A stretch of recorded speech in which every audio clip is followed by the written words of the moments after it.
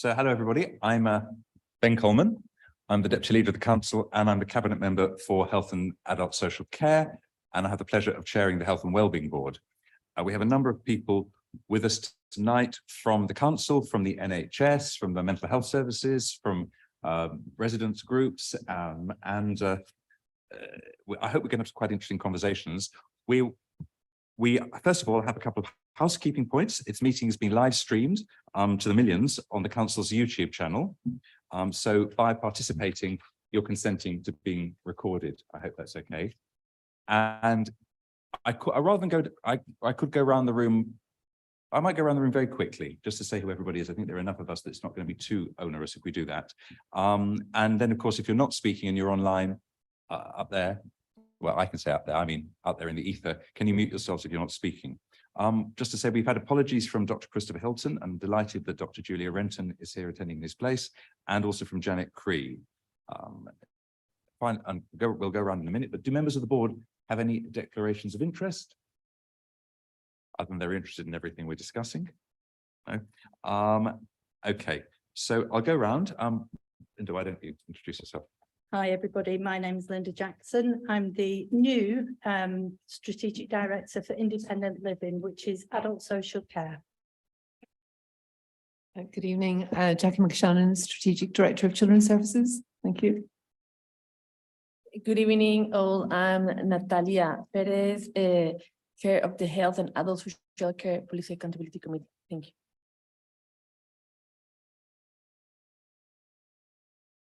Good evening. My name is Julius Olu, and I'm the Assistant Director for Commissioning and Partnerships for Adult Social Care.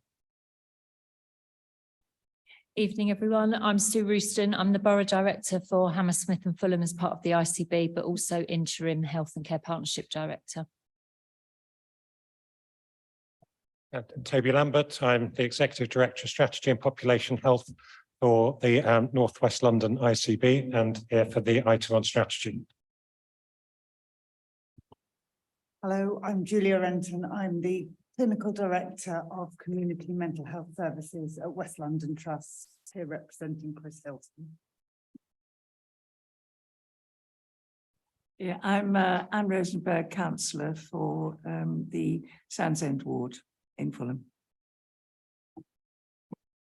I'm Meryl Hammer, the Secretary of Hammersmith and Fulham Save Our NHS. Hello, evening all. I'm Jim Greeley. I'm the Chair of Hammersmith and Fulham Save Our NHS. Good evening, Nadia Taylor. I represent Healthwatch this evening, but I'm also a local resident and Chair of Carers Network, so I bring the carer perspective on healthcare. Thank you. On the screen, we've got Nikki Lang. Just introduce yourself. Hi, Nikki Lang, Director of Public Health, Hammersmith and Fulham. Thank you. Thank you. Lucy Richardson. Hi, I'm Lucy Richardson. I'm lead member for mental health in the community and autism. Thank you very much. Sharon Tomlin. Hi, I'm Sharon Tomlin, resident of Hammersmith and Fulham. I also work for SOBUS and chair of our local Safe Neighbourhood panel for Lily Ward. Thank you. Thank you very much. And David Nichols. Hello, good evening. I'm instead of DI Lux Sangarathan, I am the new and hopefully improved one. Yeah, so I'm here from the Metropolitan Police. Thank you. Great. Well, thank you very much. It's very important that the police are at these meetings, and we do appreciate that you make the effort to come. So thank you very much. It's good to have you here. And new and improved. You'll have to come on screen before we tell you that. Oh, bless you. I'll do that. It's up to you. Up to you. Don't worry. Okay. So we had just a couple of before we get into the meat of the meeting. We had the minutes of the meeting last meeting where we talked about dementia. We talked about reducing inequalities, the work on racism that we're doing, and other things. Does anyone have any matters arising on those? Or any corrections to them? So do we agree those minutes? Yeah, okay, I'll take silence as assent. So good, well, because we're waiting for a couple of people to, for the first two items, we're going to go to the third item, which is talking about the integrated care system, health and care strategy for North West London. And Toby, I'm going to ask you to introduce it and then we'll ask you some questions. May I just, before I do that, just remind everybody the framework this is in. the NHS, the government's decided to bring together the 8 boroughs of North West London in one all singing, all dancing integrated care system. It's done the same thing with groups of boroughs in North West London, not just in North West London, which is ours, but in South East London and the other parts of London. We have one of the biggest, though, don't we? We have 8 boroughs, 2.3 million people. And yeah, biggest in London. And it's, you know, we're not used to working together as 8 councils. We're not used to working closely with the NHS. The NHS isn't used to working as closely with all its component parts. So there's lots of people learning how to integrate in lots of different ways. But we need to come up with a strategy and which sets out what our ambition is as a group and how we're going to achieve it. And I think it's quite a high level strategy we're working on, isn't it, Toby? And I have the pleasure of sitting on the Integrated Care Board as one of the council representatives with Toby. So Toby, why don't you set out the strategy as it is, and we'll ask you some questions and talk about it. Yes, so thank you, Chair. You have handily stolen my first couple of sentences, but so thank you. So as the Chair says, it is a strategy covering sort of health and care, so both the NHS and sort of local authorities, and indeed sort of third sector and so on. It is technically overseen by our sort of integrated care partnership. We use that term quite a lot in sort of Northwest London, but for this case, I mean the Northwest London Integrated Care Partnership, which brings together the NHS and all of our sort of local authorities. And so our chair is a member of that partnership, as well as the Integrated sort of Care Board. What we've consciously tried to build this strategy clearly off the sort of existing, quite a bit of the existing work, so the joint strategic needs assessments and the joint health and sort of wellbeing strategies. It is, though, a attempt to see where we could go further and faster for our residents by sort of working together, and therefore explicitly not a collation of all of the different pieces of work all of our boroughs and NHS trusts and other organisations are doing. So there may very well be, as you look through the strategy, things which are critically important for Hammersmith and Fulham, which aren't reflected in the strategy. So if so, and so please tell me, it may be a sort of genuine oversight. However, it may also be the case that it's something which our sort of boroughs collectively in the NHS have felt that it is better for the boroughs to continue to, the individual boroughs to continue to pursue sort of by themselves, rather than something we should pursue collectively. And what I shall be doing as a result of this is gathering all the feedback from all of the sort of health and wellbeing boards, and then playing it back to the Integrated Care Partnership and saying, so these are the themes which have come up.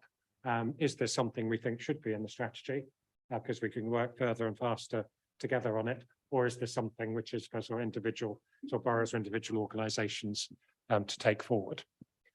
You should have sort of in your bundles sort of 2 things, a sort of presentation sort of document which sort of talks through the overall sort of highlights of the strategy, and then a series of sort of 1-page sort of summaries for each of our individual sort of integrated care system programmes.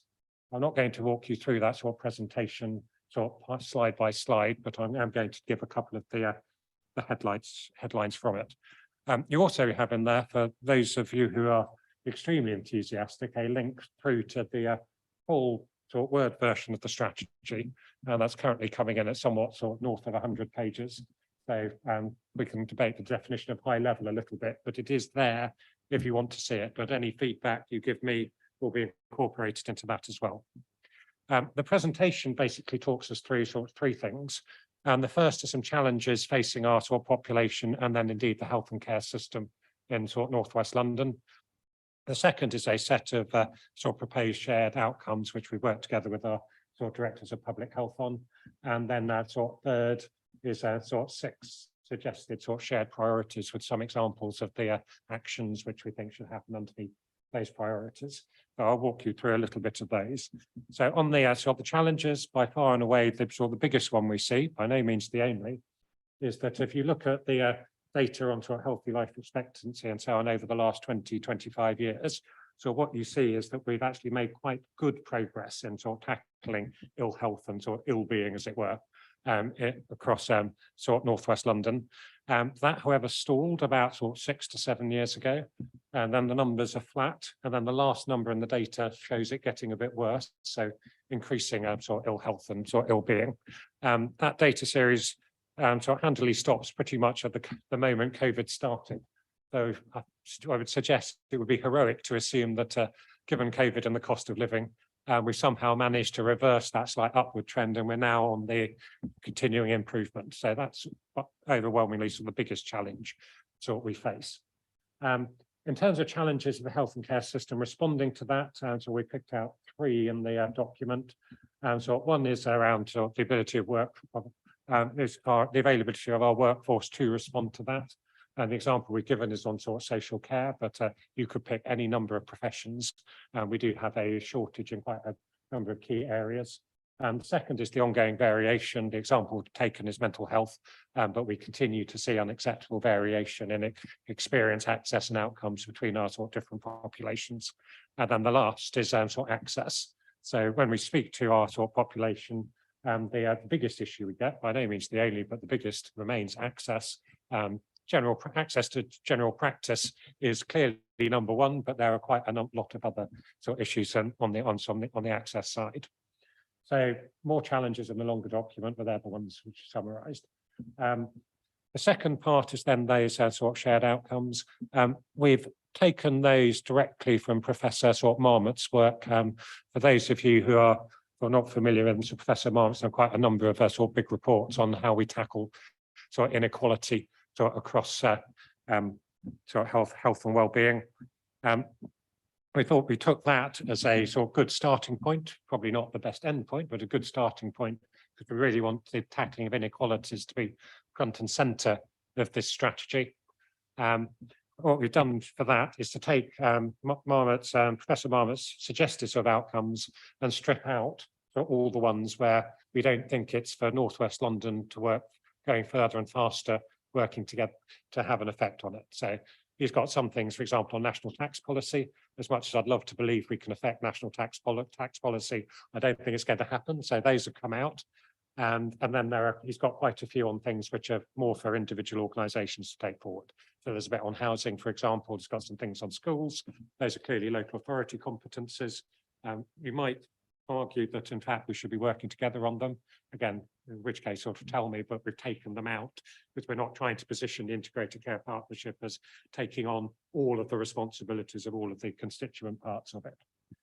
So hence that focuses, those outcomes focus quite a lot on the sort of the shared sort of health and sort of prevention sort of measures in inequality. The third area, which has got 6 priorities in it, which is the nice sort of hexagon slide if you're looking for it, then talk through the suggested sort of shared priority areas.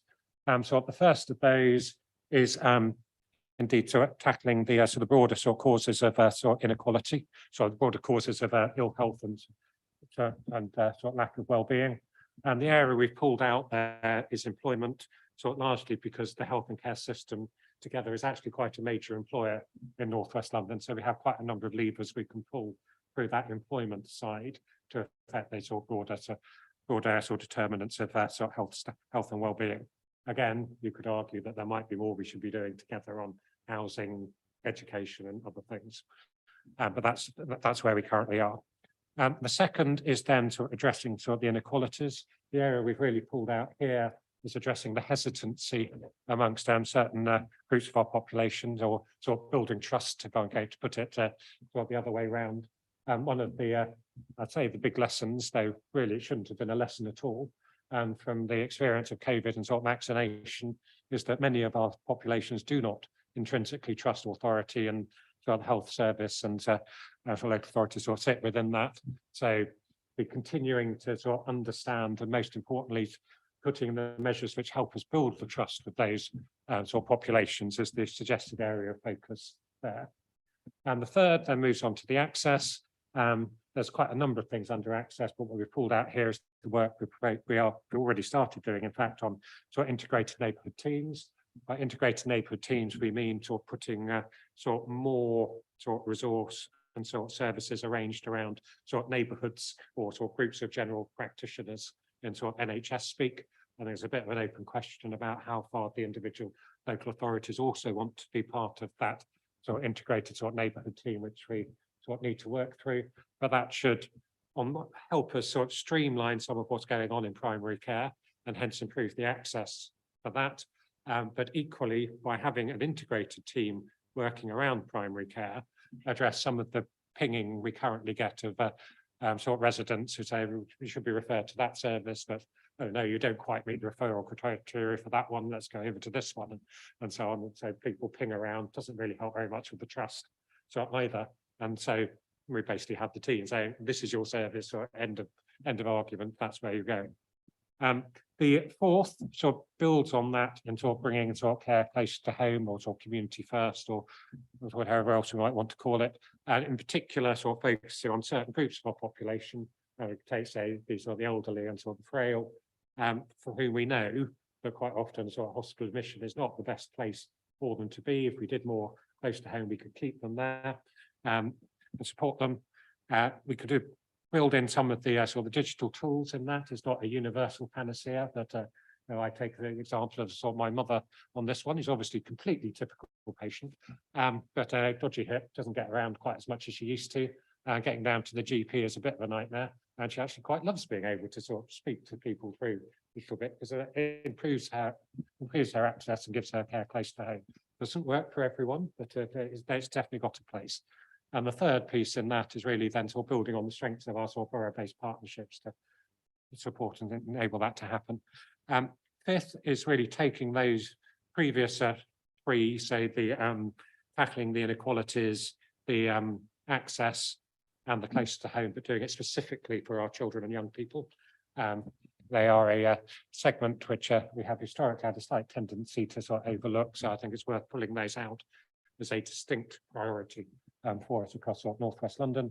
And then the sixth is continuing to push on the sort of productivity and the quality, because those previous five are not going to come for free. I think there's quite a lot we can do on reorganising how we currently work. So it's not all a question of additional investment, but undoubtedly it will take some additional investment. As much as I'd like to believe our sort of friends a few miles over there are about to give us a whole slug of extra money, I don't really believe that's going to happen. And hence the only way in which we can sort of afford to do that is by continuing to push on the productivity to liberate the funds to be able to put elsewhere. On our numbers, and we can argue they're all a bit rough, it looks like there's about, we're overspending by at least 150 million on the acute at the moment across northwest London. And so if we can somehow liberate that, more productive operating theatres, better prediction of peaks in demand and so on, we can repurpose some of that money for the other bits, and then hopefully get a bit of a virtuous circle going in that to liberate sort of more funds. So those are the sort of six sort of suggested sort of priorities. The sort of longer document has more detail behind all of those, as indeed did the summaries against the programmes. But at the moment, we're in sort of engagement phase. So that's why I'm here today, and indeed with all of the other sort of health and wellbeing boards. There is also, for sort of members of the public, a little form on our website, which you can fill in and sort of send back to us. We've got somewhat north of 800 responses on that and through that channel in the sort of last month. So I'm being sort of quietly sort of encouraged by the sort of strength of the response. We're running basically until the end of July on sort of the engagement phase. But a number of our other boroughs have said that they have given me feedback directly through these health and wellbeing boards. A number of them have also said they want to write formally, say, laying out sort of a longer response. So that's obviously an option which is also open to you should you wish to take that. As I said, I'll then pass it all up back to our integrated care partnership and see what changes we make as a result of the engagement. Good, Toby, thank you for setting all that. It's a lot to set out, and thank you for doing it so tightly. And we'll either make a separate submission or we'll share the minutes with you, which would have the nature of submission, but we'll take a view on that. Thank you for saying what others are doing. So I'm going to throw it open to people to ask questions. Would anybody like to clarify anything? Yes, Natalia. Thank you, Chair. Thank you for the presentation. Can you please tell us a little bit more about the engagement?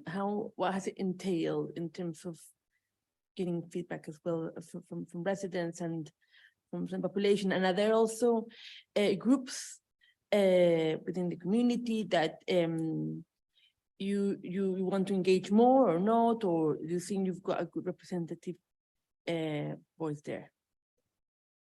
Okay, so we've sort of done this in a number of different ways. So give you a little bit of a history of what we've done to date, and so what we are sort of continuing to do. So in the development of the strategy, we've done it largely through our sort of ICS programs. Quite a number of those programs have their own sort of engagement mechanisms with their sort of individual groups. So our local care program goes and speaks to their groups, and so the mental health program has a reference group of service users and so on. So there's quite a lot of sort of ongoing engagement as we've done that. We also ran sort of two big sort of town hall events. So a number of people here did come to those to sort of agree what are the issues we're trying to solve with the strategy, and do a first pass of what we might have thought some of the solutions to that would be. What we're now doing is essentially sort of three strands. So there's a strand of sort of engagement with their sort of partners and so on, of which this is a part. There's a small-ish strand of sort of Northwest London, so ICB sort of direct engagement. So we have a residents forum which we are sort of speaking to on July the 11th, and then we have our email lists and they go out and so on.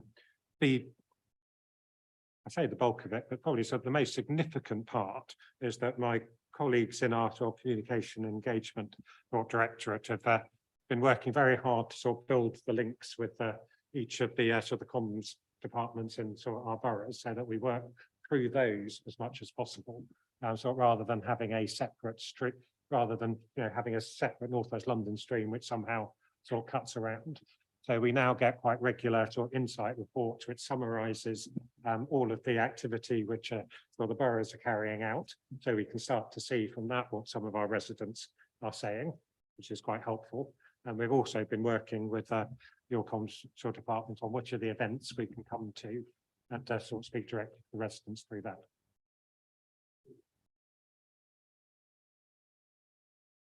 Just to let you know that, and I'm going to bring someone else in, it's slightly difficult. Bob Claber, who was going to come to talk about Charing Cross, got his wires crossed, so he's somewhere else. But Michelle Dixon, who's senior at the Imperial, is going to be joining us in a minute. So what I'm going to do, I'll take a question now, but what I'm going to do with your permission, because she's only got 15 minutes, is I'm going to have to break into this item, take that item, and then come back to it.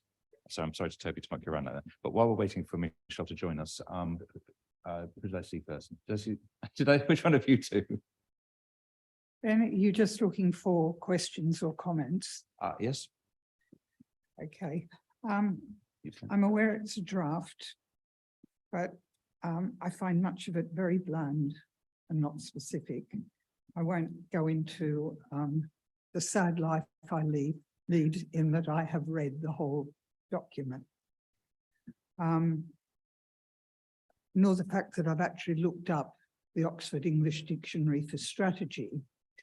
But there are 4 objectives for the ICS in your summary paper. But interestingly, there are no baselines to indicate your starting point. I think a serious oversight, if you're actually looking for a strategy, you need to know where you're starting from. There are no measures of current inequalities, which I think as a resident, I want to know about, to know whether progress is or isn't being made.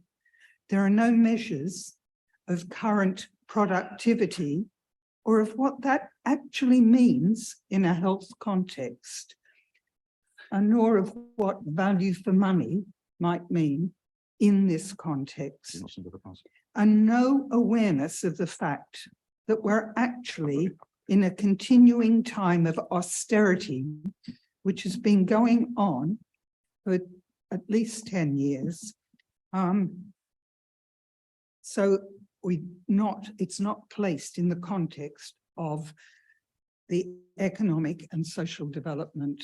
It seems to me it's sadly lacking in an analysis of the context that we're in at the moment. For me, strategy should show clearly where we are with clear data and baselines to measure progress against. And by and large, that's not here. And then it should indicate quite clearly how you plan to get to your endpoint. And the paper doesn't do that either. And I mean the big paper, not just the summary paper. In fact, some of it seems rather pie in the sky. The notion that locally one's going to solve housing issues, employment issues, etc.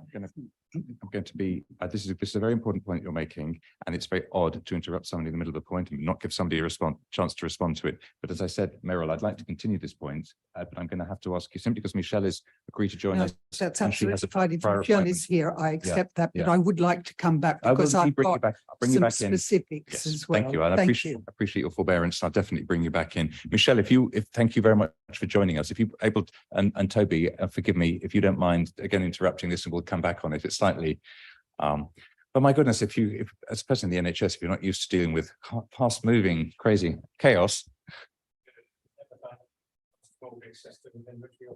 I couldn't have put it better.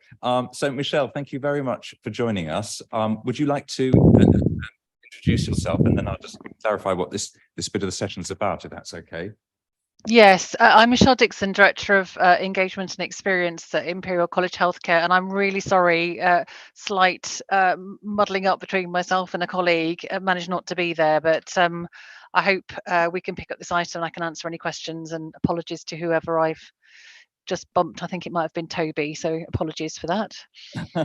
Toby is very, as always, full of forbearance, and so is everyone here. We're very, very tolerant. So thank you very much for joining us. I think you've got about 15 minutes. Yes. So we'll cut to this then. If I may open, we'd like to ask you some questions about the delayed refurbishment and rebuilding of the Imperial Estate, and I very much appreciate the paper you provided with us with before the meeting.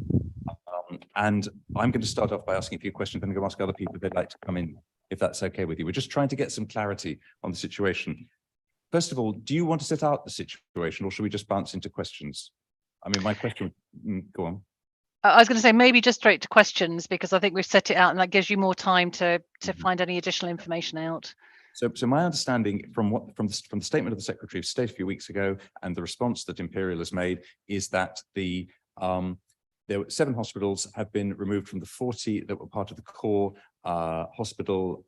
I've forgotten the new hospital program, and 7 other hospitals which are a bit cheaper and easier, and I'm using shorthand here, have been brought in, and the Imperial hospitals, Charing Cross, St Mary's and Hammersmith, are the 7 which are now no longer, the work is no longer guaranteed to be finished before 2030. Is that correct? Yeah, so just to be really clear, we're still in the programme, we're still in the new hospital programme, right. But the original commitment was for the 40 hospitals in that original programme. The original commitment was to have had the building, the money for the building to have happened by 2030. And you're absolutely right, 7 schemes are now not being committed to be finished by 2030 because other schemes were reprioritised for funding before then. So what we've been told is that we will get funding to complete our business case process to the end of that process, and for some enabling works, but it's clear that the bulk of the capital money to complete the schemes will not be committed till post 2030. Right. So the money to complete the schemes mean you may be able to start building work sooner?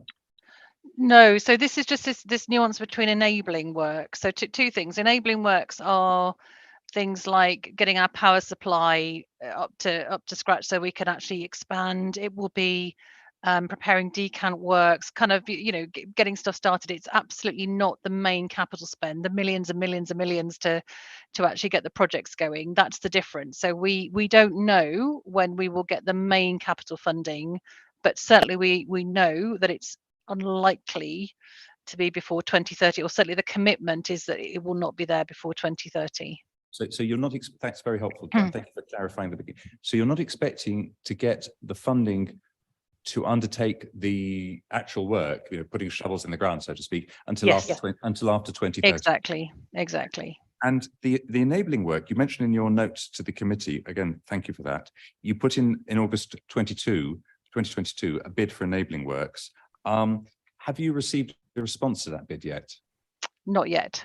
Not yet. So there isn't, so while you anticipate doing enabling works, there's been no confirmation that you've been successful with that bid yet? No. So the announcement, and the details are emerging now. The announcement a few weeks ago was that capital would be made available to the schemes for the 2030 pre-2030 schemes, and all schemes would be funded to get to business case, final business case, and for enabling works. But we have no more detail beyond that. Right. So you put in a bid in August 2022, and you still haven't heard anything to confirm whether you've been successful? Not yet. No. No. Okay. Thank you. And you will, though I'm jumping through your paper, which is full of detail.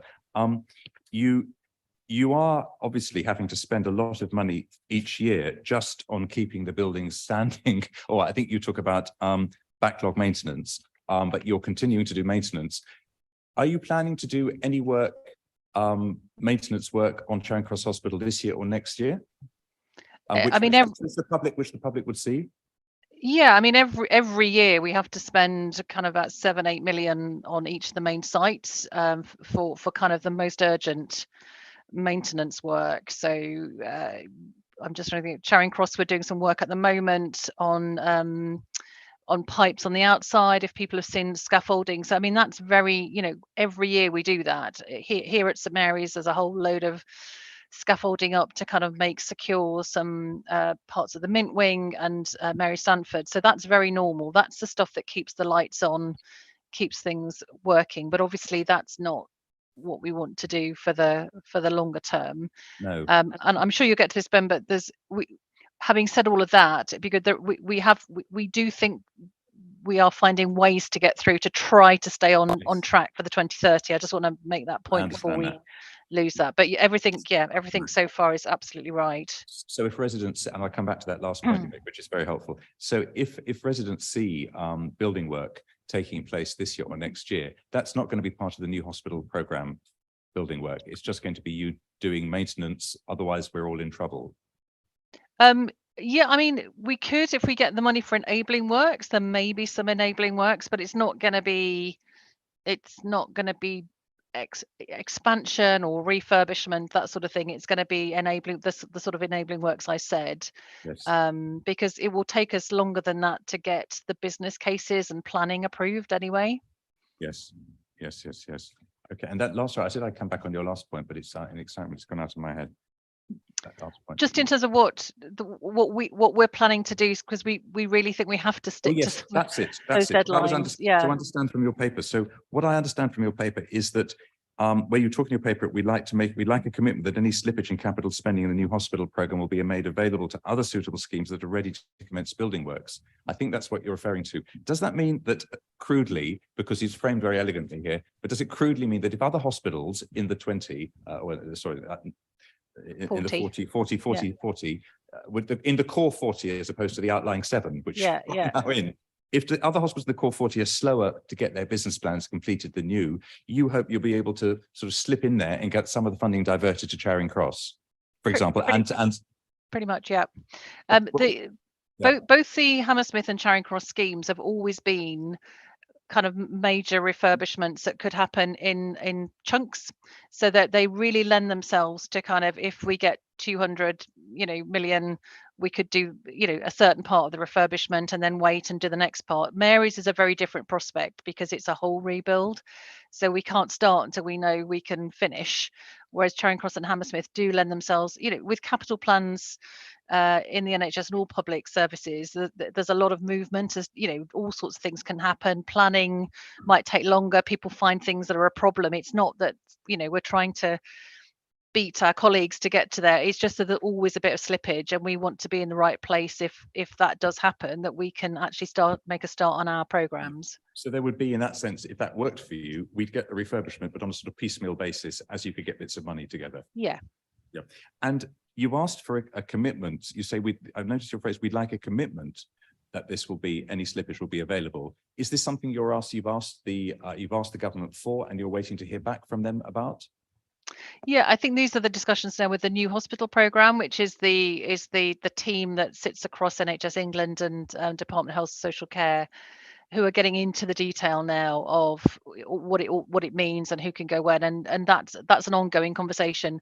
Right. We anticipate that would be the case. We don't think that will be a problem. It's just we were just making clear what we need to know, really. So in a nutshell, you don't expect to begin the major building work for any of these 3 sites unless you can get some money out of the new slippage money, I suppose we could call it, for Charing Cross and possibly Hammersmith, because other people haven't come in as quickly. But that's the only funding you'd expect to get other than the enabling funding before 2030. Yeah, and obviously at St Mary's, which is probably less of an interest, but actually they all interconnect, obviously, and St Mary's is the major trauma centre, so there is an impact for everybody in Northwest London. I think it's just in the paper, we have been exploring and want to now, in fact, we are kind of stepping up that, whether we can use, because it's such a sprawling site here, wherever we build the new hospital, and it will be at least as big as the one here, probably slightly bigger than in terms of bed numbers, wherever we build it, it will release a lot of prime land, because anyone that's been here knows that we take up acres of land in a very inefficient way. So that land would be used as leverage to see if we can get some upfront funding to start before 2030, and that's what we're exploring at the moment. And what support are you getting from the government with that? So we're in discussion with New Hospital Programme, talking to government about what would need to be in place to make that possible.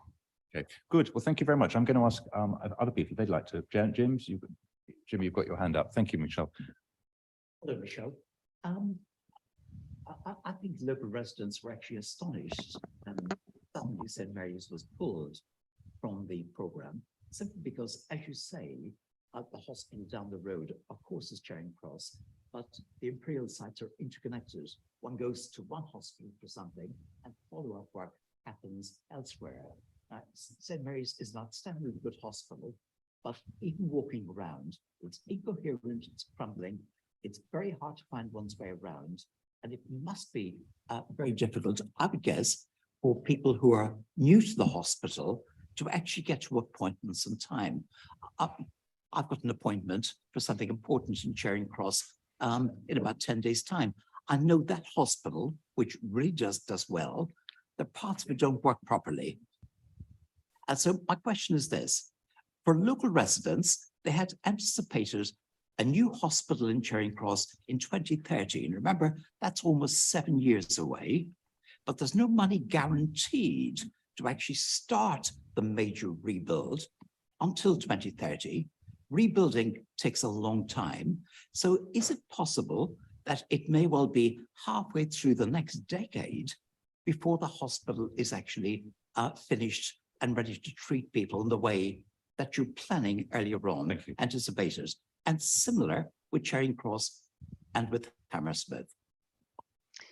The short answer, if we don't find a different way of funding this, Jim, or get the slippage, then yes. I think we and you'll have seen Tim, our chief exec, as been quite strong, quite robust, I think is the language, isn't it, in terms of what it means, particularly at St Mary's. So I think with Charing Cross and Hammersmith, it needs to be done, but the urgency isn't quite the same as it is at St Mary's, which if anyone has been here, you will appreciate. So I think this one, because we've got this potential opportunity around the land, then that we're very hopeful and we're putting all our efforts into that. But if that does not happen, then you're absolutely right. It would be pushed. It would be pushed way back into the back end of the 2030s, which frankly the buildings here will not last that long. Meryl. Hi, Michelle. I thought Jim was going to concentrate on Charing Cross, so my question does relate to St Mary's. And I'll skip some of what I was going to ask. But if money from land sales goes towards a rebuild, there's a question then, is Imperial likely to get refunded for any of the monies, because it's using, in a sense, its own money for the rebuild? And what might that money have been used for if it's now got to be used for a rebuild when the government had promised that money?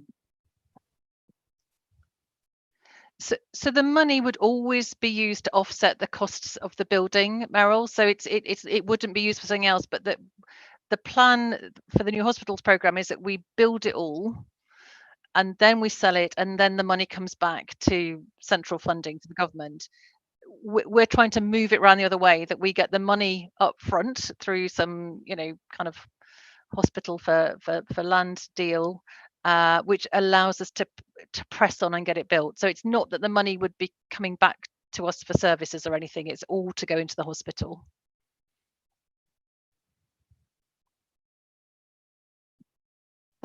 Michelle, I wanted to ask, I know that efforts are being made to ensure that despite the works going on in all the hospital sites, appointments are taking place. But can I just ask sort of an honest response? I mean, will there be an impact? Will there be, delays with appointments? Will there be an impact on patients being seen? I know that there's outsourcing going on, and various other services have been sort of employed to step in, but I'm concerned that obviously there will be an impact on patients. So that's what I wanted to ask. Sure. I mean, the reality is, our buildings impact on patients every day on every site, and that's been a while, and in some ways that's the problem we're in. And I have to say, sitting where I sit, the ingenuity of our estates teams and some of our colleagues to manage around, and actually our patients, frankly, to manage around it is genuinely incredible. So yesterday I went to see where we got 9 million of central funding to do some works on the Western Eye. I mean, the Western Eye is still not, an ideal modern hospital, but they've created a third operating theatre there that will allow us to treat an extra 2,000 patients a year. But it's all these little piecemeal bits that are difficult. I think the thing with the decision now is, and what we're saying is, we are reaching the end with St Mary's of how you can keep doing that. Before, our worry and the risk is that one building, one facility, because there's lots and lots of different facilities, really cannot be used anymore. We've already got a ward up in the oldest bit of the building that is, mothballed essentially. We can't use it anymore. And it will get to a point that if that's too much, then we will have to look at what services can be on this site. And we're not going to stop providing services, but it would be an issue. Can they be here? Would they have to be moved to a different site? And all of that has an impact. So it's not there'll be suddenly everything stops here. It's more of a worry that actually we start to get to that critical kind of mass of problems that make it very difficult to continue with some services. And that's absolutely what we don't want to happen. Thank you. Perez. Thank you, Chair. In relation to this point, could there be a scenario where a climate situation, for example, triggers flooding in sections of St Mary's? Would that have an impact in terms of immediate closure of areas of the hospital that force you to think of emergency planning? And the other question that I have, please, is the land deals that you're exploring at the moment with St Mary's, are you also exploring those deals with, can you please confirm that this is not the case for Charing Cross and Hammersmith, please? Sure. So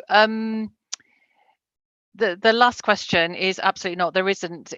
They're not new builds, so it's refurbishment. So there'll be a bit of expansion, but there's no surplus land. In fact, we've got bits of land we can probably build on. And then in terms of your first question, I mean, those scenarios have happened and continue to happen. So we have contingency plans for our contingency plans. That's what I mean about estates. And in some ways, it's all of that work and effort going into that we would want to be putting into, doing other things. But we've had occasions just around the corner here at the Patterson where that has flooded and we had to cancel surgical outpatients for a few days while that was sorted out. And again, we can move things around. It's really not great for patients, cancelling appointments, moving them to a different site. But we absolutely can manage that. It's just, as I say, that critical mass, if that started to happen very regularly or in particular services, that would start to cause us problems beyond even the problems we've had the last few years. you. And I mean, picking up on that, you said in your report to us that the external expert advice has made it clear if you don't rebuild in the next 4 to 7 years, it'll become impossible to patch up your oldest facilities. And Tim Orchard, who runs the hospital, said if we waited until 2030 to start building works in St Mary's, that would be hugely damaging for the health and healthcare of hundreds of thousands of people, which is a very significant comment. I mean, you talk about collapsed ceilings and flooding and sewage leaks. I've got 2 residents recently who contacted me to talk about the awful condition of the, they both had quite serious surgery, and awful condition of the corridors and around there. Which, and you say that your staff waste 10 to 15% of their time. I mean, these are amazing people due to estates problems. So my question is, do I understand that you're only going to get the money as it stands for St Mary's in the next 4 to 7 years, using the time frame you've set out, if you raise it yourself in the ways you're looking at? You do not expect to get it from the government, the rebuilding money, in that period? We do not at the moment expect to get that big central pot of capital from the government in advance, but obviously we would need to work with the new hospital programme. It's not like we'll go off and do a deal completely separately. It is still part of the programme. But if we don't manage to leverage the land, then yes, that's why Tim made those comments, because actually that scenario is a pretty difficult one to deal with. Because there's 20 billion pounds, sorry, in the new hospital programme, but none of it's for you. And you've got to raise your own money, or it's not, or the tiny weeny bit is for you for enabling costs. But otherwise, for the building that you're talking about, if you can't raise your own money in the ways you talked about, it ain't going to happen. Before 20, yeah. And if you can't, if before 2010, what happens then if you can't raise the money yourself? The government, you've said, I'm correct, the government, you're not expecting the money from the government before 2030. That's correct, isn't it? Yeah. And if you can't raise the money yourselves, what's going to happen to the hospital and what's going to happen to the patients in this part of the world? So the first thing I'd say is, you know, and I'll come back to your main point, is we are hopeful that we can get the deal done for 2030. So that is where lots of, and actually, to be fair, the new hospital programme are discussing with us about how we can do that, so that there is support to do that, which wasn't there previously. So that is a switch. If it doesn't, then I think it's that we don't have a crystal ball to see exactly, but we will continue with the contingency planning. But I think at that point it will become more difficult, and it's back to the answer before, is the ultimate likelihood is that we would have to start to think about moving services off the site, depending on what nature of problems happened. It's difficult, you know, the experts of building experts have told us there are bits of the buildings that just will not continue to be viable. As I say, that is already happening in some parts of the building. So it would be a slow kind of move around of services, I guess, which we'd manage, but that's the point of Tim's comment. It would really impact on, you know, the care that we provide to the hundreds of thousands of people that come to St Mary's every year.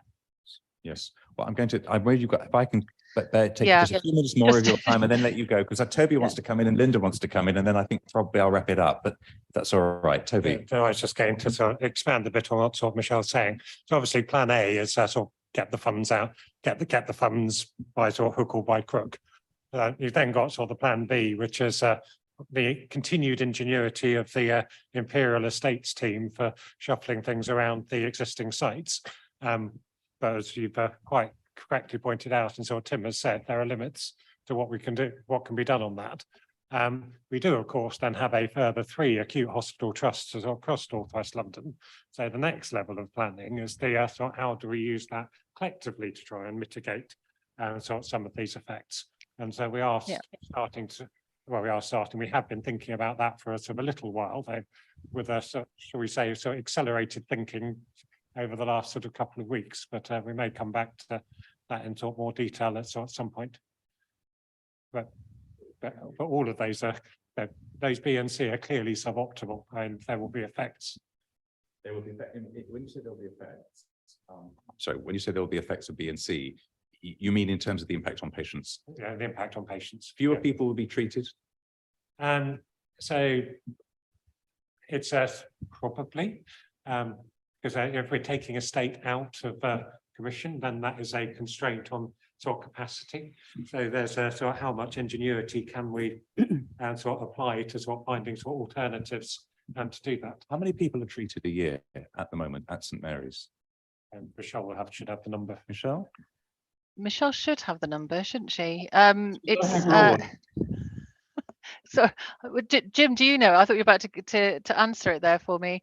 So it's about 1 million contacts across our trusts a year, and this is the biggest site, so it's in the hundreds of thousands. It'll be kind of 350 kind of level. So we could effectively be seeing a few 100,000 people, over 100,000, maybe 350,000 people who are no longer going to be able to use St Mary's if the worst. The reason I'm kind of saying it will not be a big, but it won't be that the whole hospital suddenly can't be used. It will be X building can't be used or Y building can't be, and that's in some ways I think what Toby's talking to is a horrible prospect, because it would be the gradual kind of break up of an amazing hospital, which I don't think anybody would want to see, and obviously the links to research and everything. But yeah, absolutely, no, absolutely. Linda.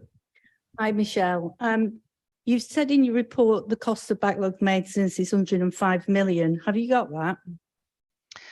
No, and the backlog maintenance is almost a way of understanding the relative level of decrepitude of different NHS estate. It's what it would cost to put everything back to right, but we will never get there. So what we do is spend we spend about half our annual capital just on keeping the lights on across our sites. So we have to do the most essential stuff, which is about 8 million a site at the moment. So what would the cost of a rebuild be? The cost of the rebuild at St Mary's is obviously there's another go round, but it's about a 1.5, 1.7 billion net once you take land receipts into account. But obviously there's lots of discussion about, can we bring that down? Can we phase it? What would it be? So, but it's of that magnitude. So financially, you're not going to get capital new build, and you're going to struggle to do your maintenance. Yeah, the maintenance will do less because it's obviously just keeping the lights on a lot of this in terms of new equipment and all the things we should be spending our capital on. Obviously, we're not. But the business case, which is on our website, the strategic outline case, just very quickly for St Mary's, although that's a very big sum of money, because of what that would then allow us to do, and there's a link to a kind of life sciences park here, the return on investment is huge. The value for money is huge. So you can't, it's not, there is no real prospect of spending the money for the backlog maintenance and having a modern hospital, because there's so many constraints with this site. Yeah, it's just a stick in plaster. Exactly. I'm going to be very cheeky and let Meryl have one more question, if that's okay, Michelle. And then I'll have to go, sorry. I realise that. Thank you so much. Just a quick one, Michelle. Governments come and go. And this was a government decision to take the hospitals out of the programme. But you are talking to the new hospitals programme, which is sort of allied with the Department of Health. What are the chances of this all falling through because governments come and go? I mean, your view on that is probably the same, as good as mine, Meryl, to be honest. I think the 20 billion is committed in the spending round. Obviously that has got for us is the business cases and enabling work, so we would anticipate that, and you're right, the rest of it is it's so far, it's 2 spending rounds away, isn't it, for us? So a lot can happen. So what we're doing is, like tonight, just making our case, and we're making it probably a little more vocally than we were before, but very factually, we can't make it any other. We're doing all we can, but the reality is we need the rebuilds, and we've got some great plans. We've got a great redevelopment team, and we'll keep on pushing to try and find a way through, I guess. And you mentioned the first stage business case, and good luck with that. I mean, it was announced on 11th of November 2018 that Charing Cross will be getting a floor-by-floor refurbishment. So I couldn't help wondering, just as you said that, why is you only working on a first stage business case now? It's just the way that the whole process works. St Mary's went ahead because of the urgency on St Mary's. There's a lot of work going on there. there's been a lot of surveys trying to understand what's possible on the site. So all of these business cases take a long time, and we need to get money to do that, which comes through. When did you get the money to? When is it that you actually got the money to put the business case together? There's been, I don't know the detail on that, Ben, but there's been kind of pockets of money throughout. Obviously, say Mary's has been the one that's gone ahead of the rest, but we've certainly had some money for the team to do that work and bring in various experts to work with us over the last kind of 18 months or so at Charing Cross. Well, look, thank you very much indeed. I'm going to use Chair's prerogative just to say something. It does seem to me that it must seem to you, if someone says they're committed to something, but they don't give any money, they don't make any commitment to actual funding, and they don't give any commitment to a deadline, what does commitment mean? I mean, I could be committed to putting a person on Mars, but if I don't make the money available for that and I don't have a deadline, does commitment mean anything? And in that sense, what do you understand commitment to sorting out the problems that patients are facing with your 3 hospitals to mean in the absence of a deadline, in the absence of any concrete funding? What does it mean for you when you're told that the government is committed to sorting to refurbishing Charing Cross and rebuilding St Mary's and so on? Well, it means we don't know when we can do it, which is the problem.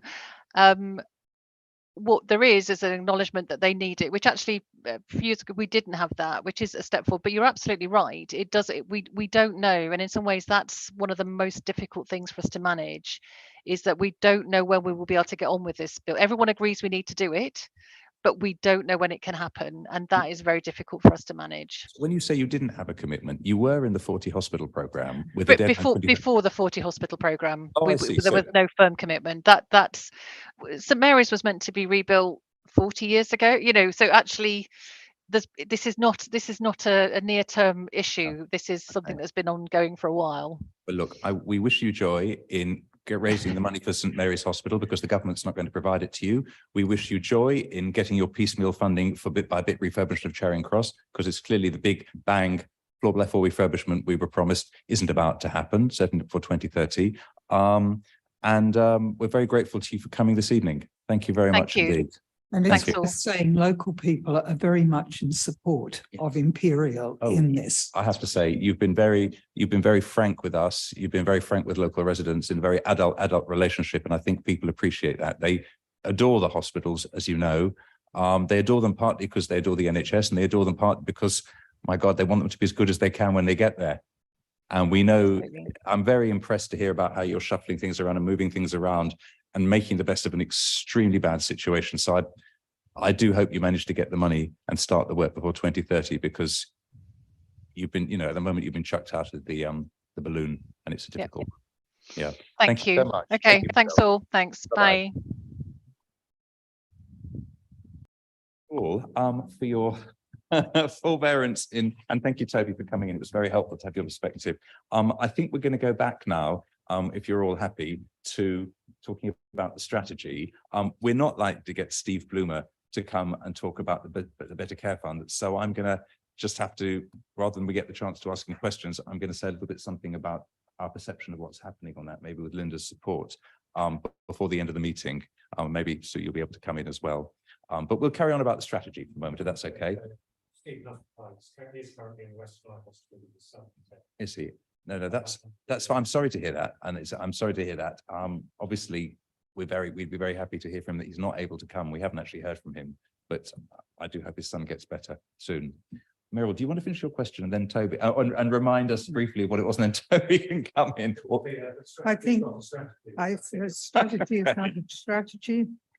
I think I mentioned pie in the sky.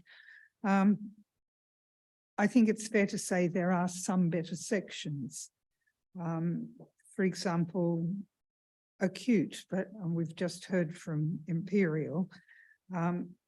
This Health and Wellbeing Board has, over quite a long time, had a lot of data from Imperial. I'm not sure, having now we've got an acute board in common, that all the acute trusts have provided detailed data, but Imperial has done for a long time, and that means it's much easier to make those judgments about baselines and to get some indication of where they're going. But I also think the acute section is better written than some of the others, and it's much easier to see where the acutes are trying to head. The maternity and the children and young people's sections are actually very good. You do actually understand where those sections of the health provision are at, and you can see where they're wanting to go to. Undoubtedly, on a second reading, I might come up with some other comments, but on a first reading and as a draft, I think there's a good draft there, and that is a pity that the other sections are not like that. Similarly for cancer. But, and I will give two examples, palliative care is put there as an example of something that's been done really well. Well, from where I sit and from where this council sits, that example simply doesn't work. Palliative care should have reported, it must be 10 months ago, and it hasn't happened. It's given an interim report, which hasn't made much sense to anyone. There's been no detail, no indication of what's going to happen. So to say that this has been a good exercise, they'd have done better to talk about the orthopedic centre, where indeed there was a good example of consultation and drawing up plans and working with people. And they're continuing that with the orthopedic centre. But even residents that have been working on palliative care on some of the working groups don't actually know what is happening. Our organisation, HAFSON, has people who are on some of those working groups, and they're totally puzzled about when the report comes out, what the report's going to say. So to put palliative care down as an example of some sort of good practice seems to me just ridiculous. And mental health. The report on mental health says nothing. Absolutely nothing. In fact, it's like being in a pea soup of fog, which has come down suddenly when you're in a strange place and haven't a clue where you are. And I hope this is not the mental health strategy some of us have been asking for a very, very long time, that we've been promised in July by the ICB, because the things that I mentioned at the beginning, there is nothing about baseline provision that we can actually make judgments about need, about demand. There is nothing about measures of current inequalities. There are no measures of productivity or staffing or anything about what the current context is. I'm left gobsmacked that can be a strategy for mental health. I'm not going to say any more now, but I've just pulled those out as examples of where I think this document is a complete failure. Thank you. Very clear. Toby, do you want to come in on that? So, thank you for that, Meryl. Well, I'd say, so 2 or 3 things. So I will agree that some of the sections have sort of more definition and content than others.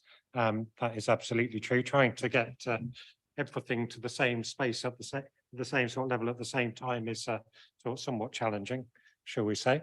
So I will sort of take that one on the chin. Part of it is also, to be fair, I think part of it's slightly sort of unfair. So I led off in the presentation with the bits on the so our overall problem is sort of declining sort of health and well-being, sort of cost of living and so on. So you may not think that comes through terribly clearly in the overall draft, but it's sort of quite sort of clear in the sort of the narratives I've just given. Part of it is also a little bit of an artifact of sort of how we have been sort of asked to do this. So there is a sort of a shared sort of needs assessment on our website, which talks through quite a bit of the baseline sort of data. Not as complete as I would like it to be, I will fully acknowledge, but that is there. And we have a series of sort of plans, currently sort of 1 year, for each of our individual sort of programmes and sort of the boroughs, which get into the what difference are we going to make?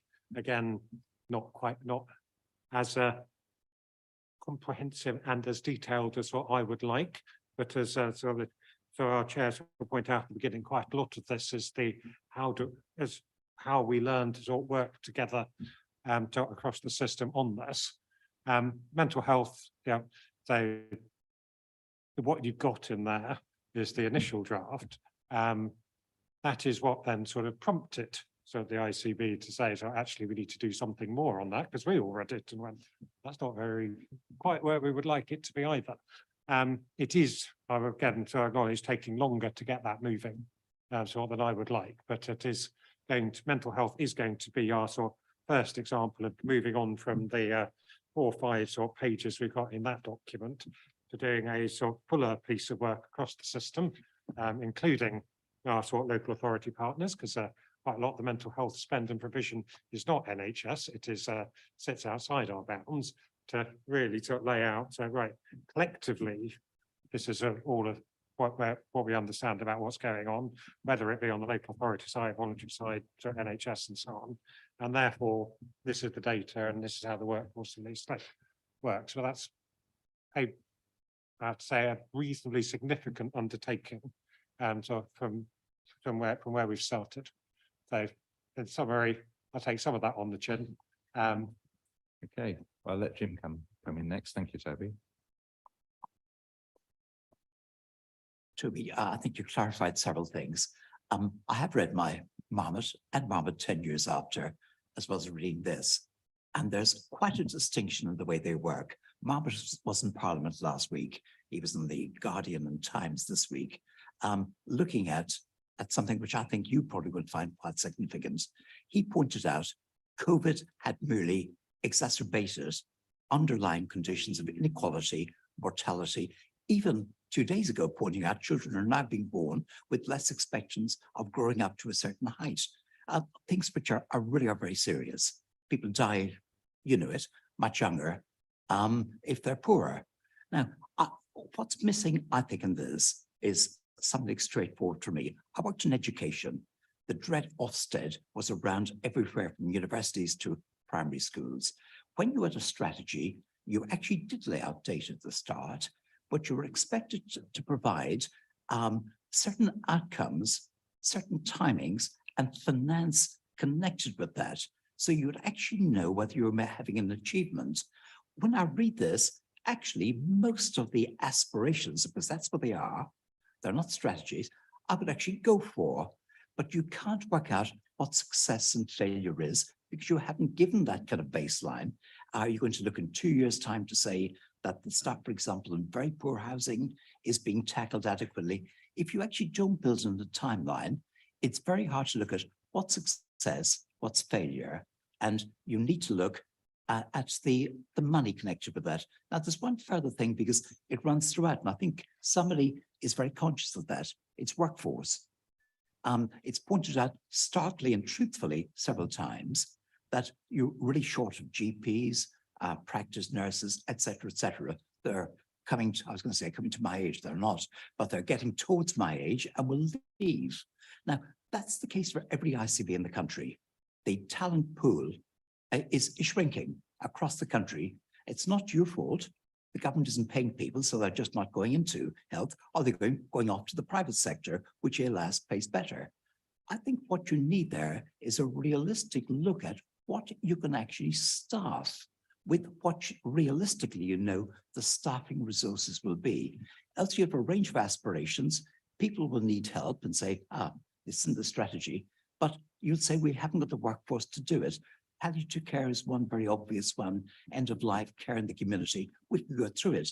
And I think you're quite conscious of that. And I think you get a better reception where you're up front to say, we would like to do this, but we cannot because we haven't got the staffing.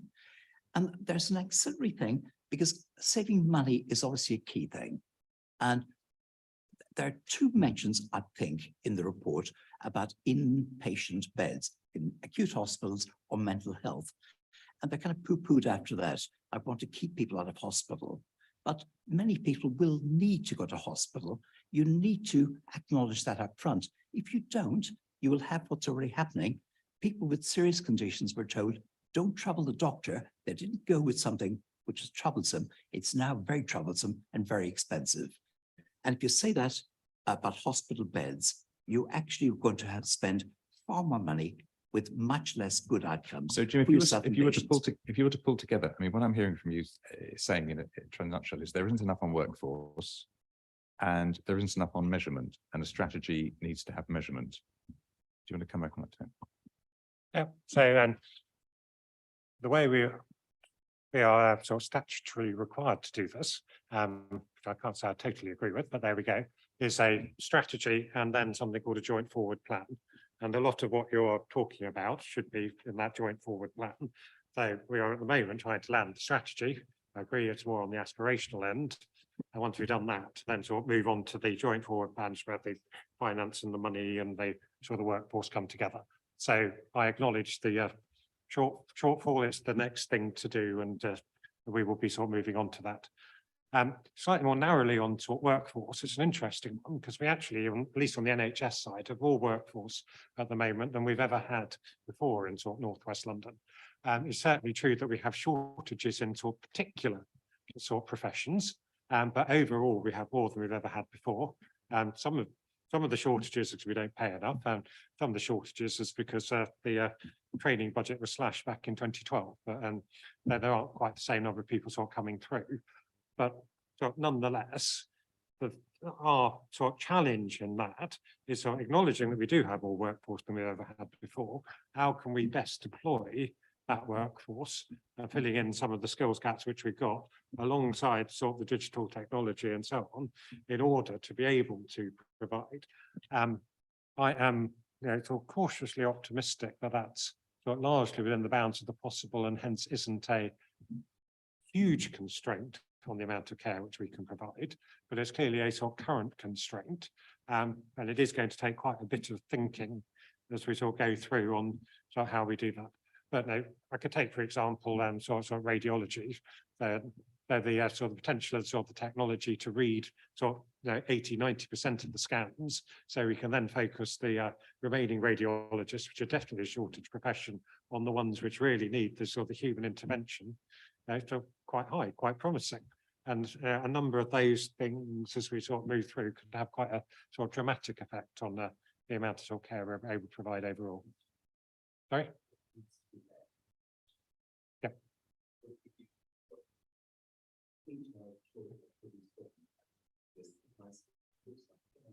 Yeah, it looks like some area. If we need that detail, are you saying that comes at what was the phrase you Joint forward plan? Joint forward plan. Is that what we call, like, you have normally in my little world, you have a strategy and then you have an implementation plan, or you have an operational plan. Yeah. Are you saying that the detail that Jim's talking about will come in the joint forward plan is the operational plan, the implementation plan, and that's where we get the detail? Is that where we're also going to get the detail? Because there's lots of good things in here, but actually saying we will increase employment by X%, we will reduce waiting lists by, or perhaps we will ensure that there is access to people to this particular type of health service by this percentage more by a certain date. Is it going to set those sorts of targets out in the implementation plan? So it will have a large number of those targets in it. I'm not going to say it's going to be comprehensive, but that's where the targets are going to people might want to see. Okay. At the moment, we have a series of sort of 1 year sort of plans, which do indeed have in them things like we will get this many more people through elective theatres and do this on sort of cancer sort of diagnosis and so on. So there's quite a lot of sort of 1 year plan, which is sort of currently extant, which I'm sort of happy to share. It's all a bit sort of bitty at the moment because it's the programmes and the boroughs have sort of largely sort of read, they've made their contribution to the strategy and then done their plan sort of alongside it. So it's not currently integrated into sort of one sort of easy to sort of manage document. And are those going to be outcomes, or just like we will do this many more operations, or is it going to be framed in terms of the outcomes that patients, that residents experience? It's going to be a mix. So some areas we're quite sort of clear on the so cancer, for example, we've got sort of clear sort of targets on this is how many, this is what needs to happen to the 5-year survival rate which is clearly an outcome. And that then translates into, well, you're going to do that. You need to have this many people diagnosed, this many people through a path lab, this many people through radiology, this many people through surgery, this many people through radiology, and so on. So we've got quite a lot of that for sort of cancer. It's not universal else for everything. I can see Jackie and I can see Nadia wants to come in, then Natalia. Thank you. I I'm don't going know. to say Sorry, Jackie sorry. and then Nadia and then Natalia. That's right, in the order I saw people. Thank you. Thank you, Chair. Toby, I did have the chance to feed back to you in a previous meeting, but I would like it to be noted here that my feedback, there were 3 areas. One was transitions from children's into adults services, particularly in the region of mental health, learning difficulties and autism. I feel that there's, you know, a growing cohort of young people whose needs aren't being met in that area, and I'd like to see that attended to. One of the things that you talk about, and I agree with, is about the participation of children, young people and their families. We had a recent event with Janet Cree and other health colleagues, and the feedback from parents and carers was that actually that health is not developed in communicating and consulting with children, young people and families, and so that's resonates with me as members of this panel will be aware. And I'm really keen that we don't just rely on young people known to, for example, children's social care or our youth services. There are a lot of young people who are beyond our reach, but who are users of health services. And then I have a specific interest in young people with who have mental health needs that are maybe not diagnosed or diagnosable given their young age, but where they have, you know, present with behaviors and emotions that need attention and need support. And again, I'd like to see that reflected, because I think they're a group that need to be attended to. Thank you. It is very thin on autism. It's much too thin on autism. Are you going to do anything about that, as well as the questions Jackie asked? And the other points that Jackie's made, are they some things that she's made them already to you, but are you able to, have other people said something similar and you're able to take it on board? The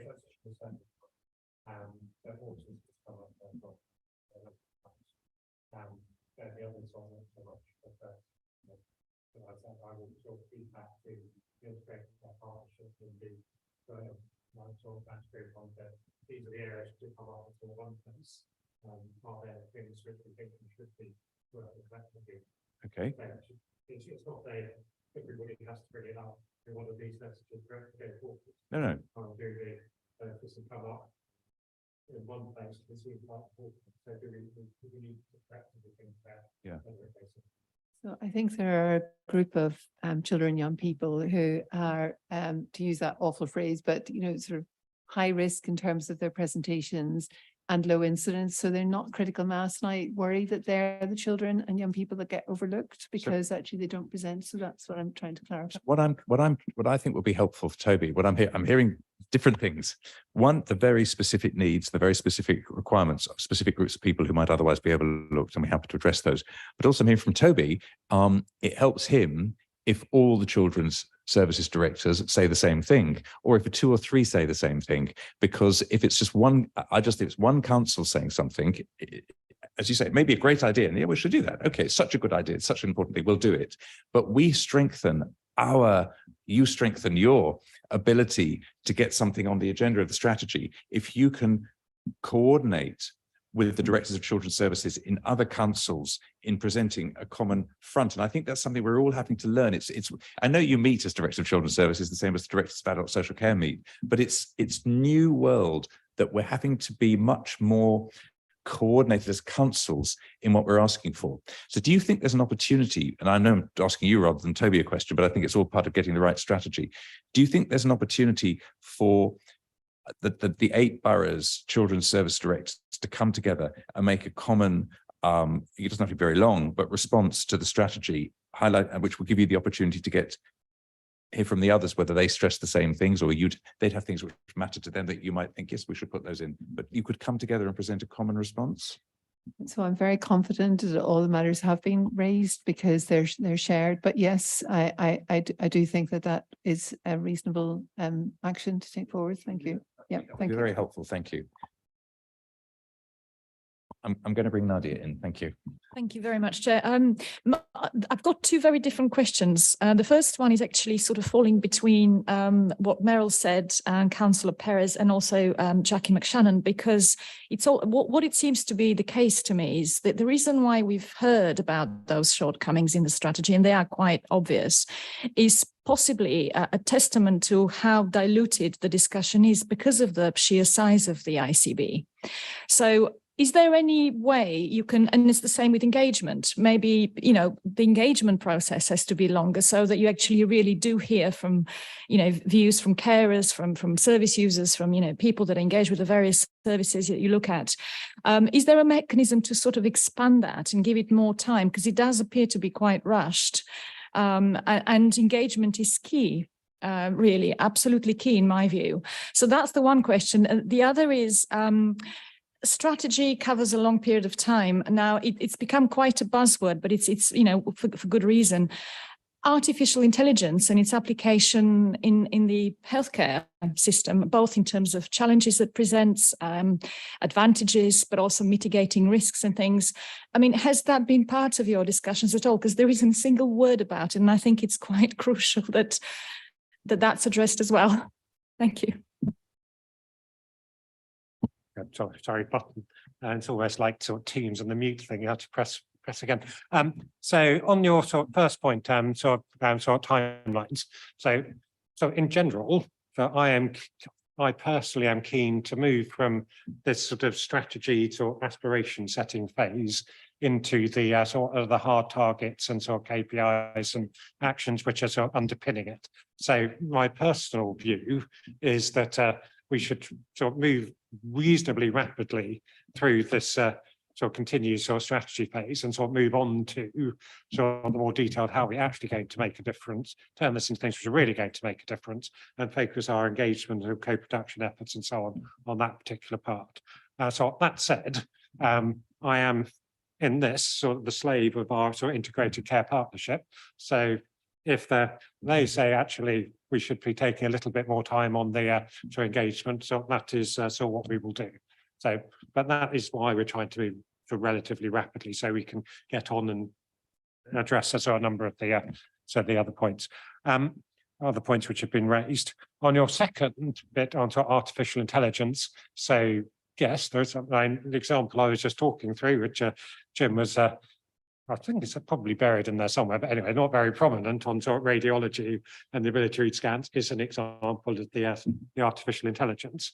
I've got a piece of work going on in my area at the moment under population health on sort of hypertension about how can we better identify the people across Northwest London who are actually at risk of hypertension. That uses some of the artificial intelligence stuff. I know there's lots of work going on in hypertension across Northwest London, but that then means that we can focus our engagement and outreach efforts on this particular sort of tower block, sort of that particular supermarket, because that's where these people are actually going. So it just enables us to be that much more targeted into what we do. And again, that's got an artificial intelligence sort of underpinning behind it. So, and the answer is sort of yes, and there is. Some of it is a bit sort of gazing into the murky crystal ball, because even sort of 8-9 months ago, we didn't know much about the potential of artificial intelligence as we do now. And then ChatGPT suddenly appeared, and it suddenly becomes, it can do this, it can do that, it can do. So it will continue to remain sort of extremely sort of dynamic. There is a bit in there which I think is currently a little bit underempowered at the moment on our sort of research and sort of innovation strategy. And that's the bit where we're really trying to take that forward as the frontier, utilising the, well, I'd say it's all the good brains, which is probably slightly understating it, but we have one of the best schools of public health in Imperial College London. There's a pretty good one at Brunel as well, to be fair. They've got a sort of business school. Imperial's got college, has got all of the tech stuff. So we are in the, I suppose, the foothills on how we properly harness all of that. And indeed, as some of the members of the School of Public Health have told me, they know more about how to improve public health in Ghana and Kenya and so on than they sort of currently do in sort of Wormwood Scrubs or wherever else. So, but they are very, very keen to redress that. I'm going to bring in Natalia. I'm going to bring in Linda and then Joe, and then we're going to have a couple of tight questions at the end.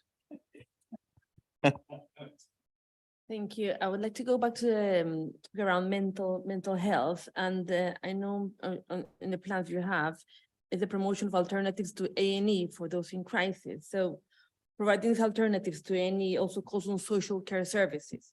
So my question is, will investment be made in those? Now, the other question that I have is, well, we've heard tonight from our residents, from our colleagues at Haven, from colleagues as well, from the strategic directors of children's services, some suggestions as well that Councillor Coleman has made for all directors to come together and maybe put some recommendations forward. So what exactly are the plans, the next plans in terms of this engagement exercise to capture all this feedback and incorporate it in a strategy in a meaningful way? So I'm assuming you're getting feedback from all of the different health and wellbeing boards. But what are those steps, and are there tangible sort of actions that we can follow up in the next few months to see how you have incorporated all this feedback into the final piece of the strategy? Thank you. Yeah, so two questions there. So there is, as you say, some bit in the sort of mental health about sort of alternatives to sort of A&E and for crisis. At the moment, that's focused on sort of mental health crisis assessment service, which is a new service we have at St Charles Hospital, which in essence takes people sort of directly out of A&E, or indeed sort of directly from wherever they may be having crisis. They, at the moment, is largely for people who are presenting in A&E, and sort of puts them into an assessment bed for sort of 2 or 3.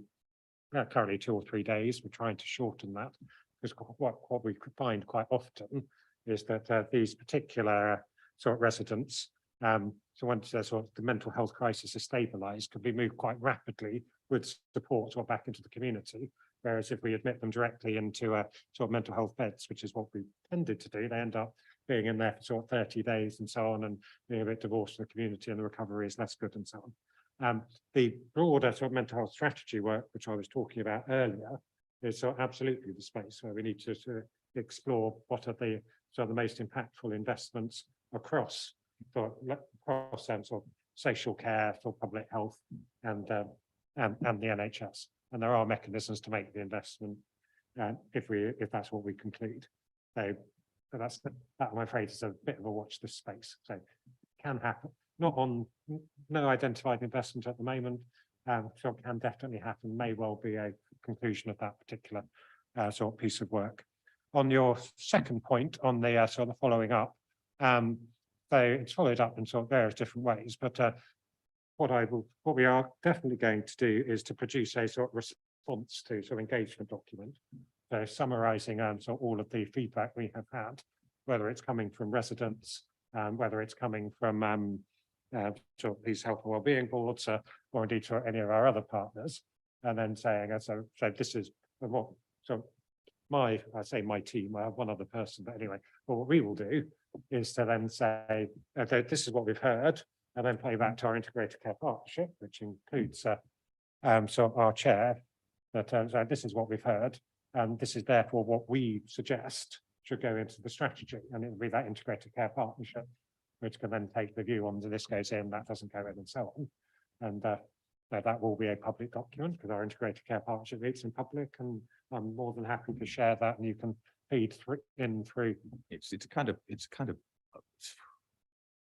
the old thing in this whole system is there's so many, it's so big, yeah, I know, that it's virtually impossible to be democratic and really involve people effectively, particularly in the time frame that NHS England has forced us to operate within.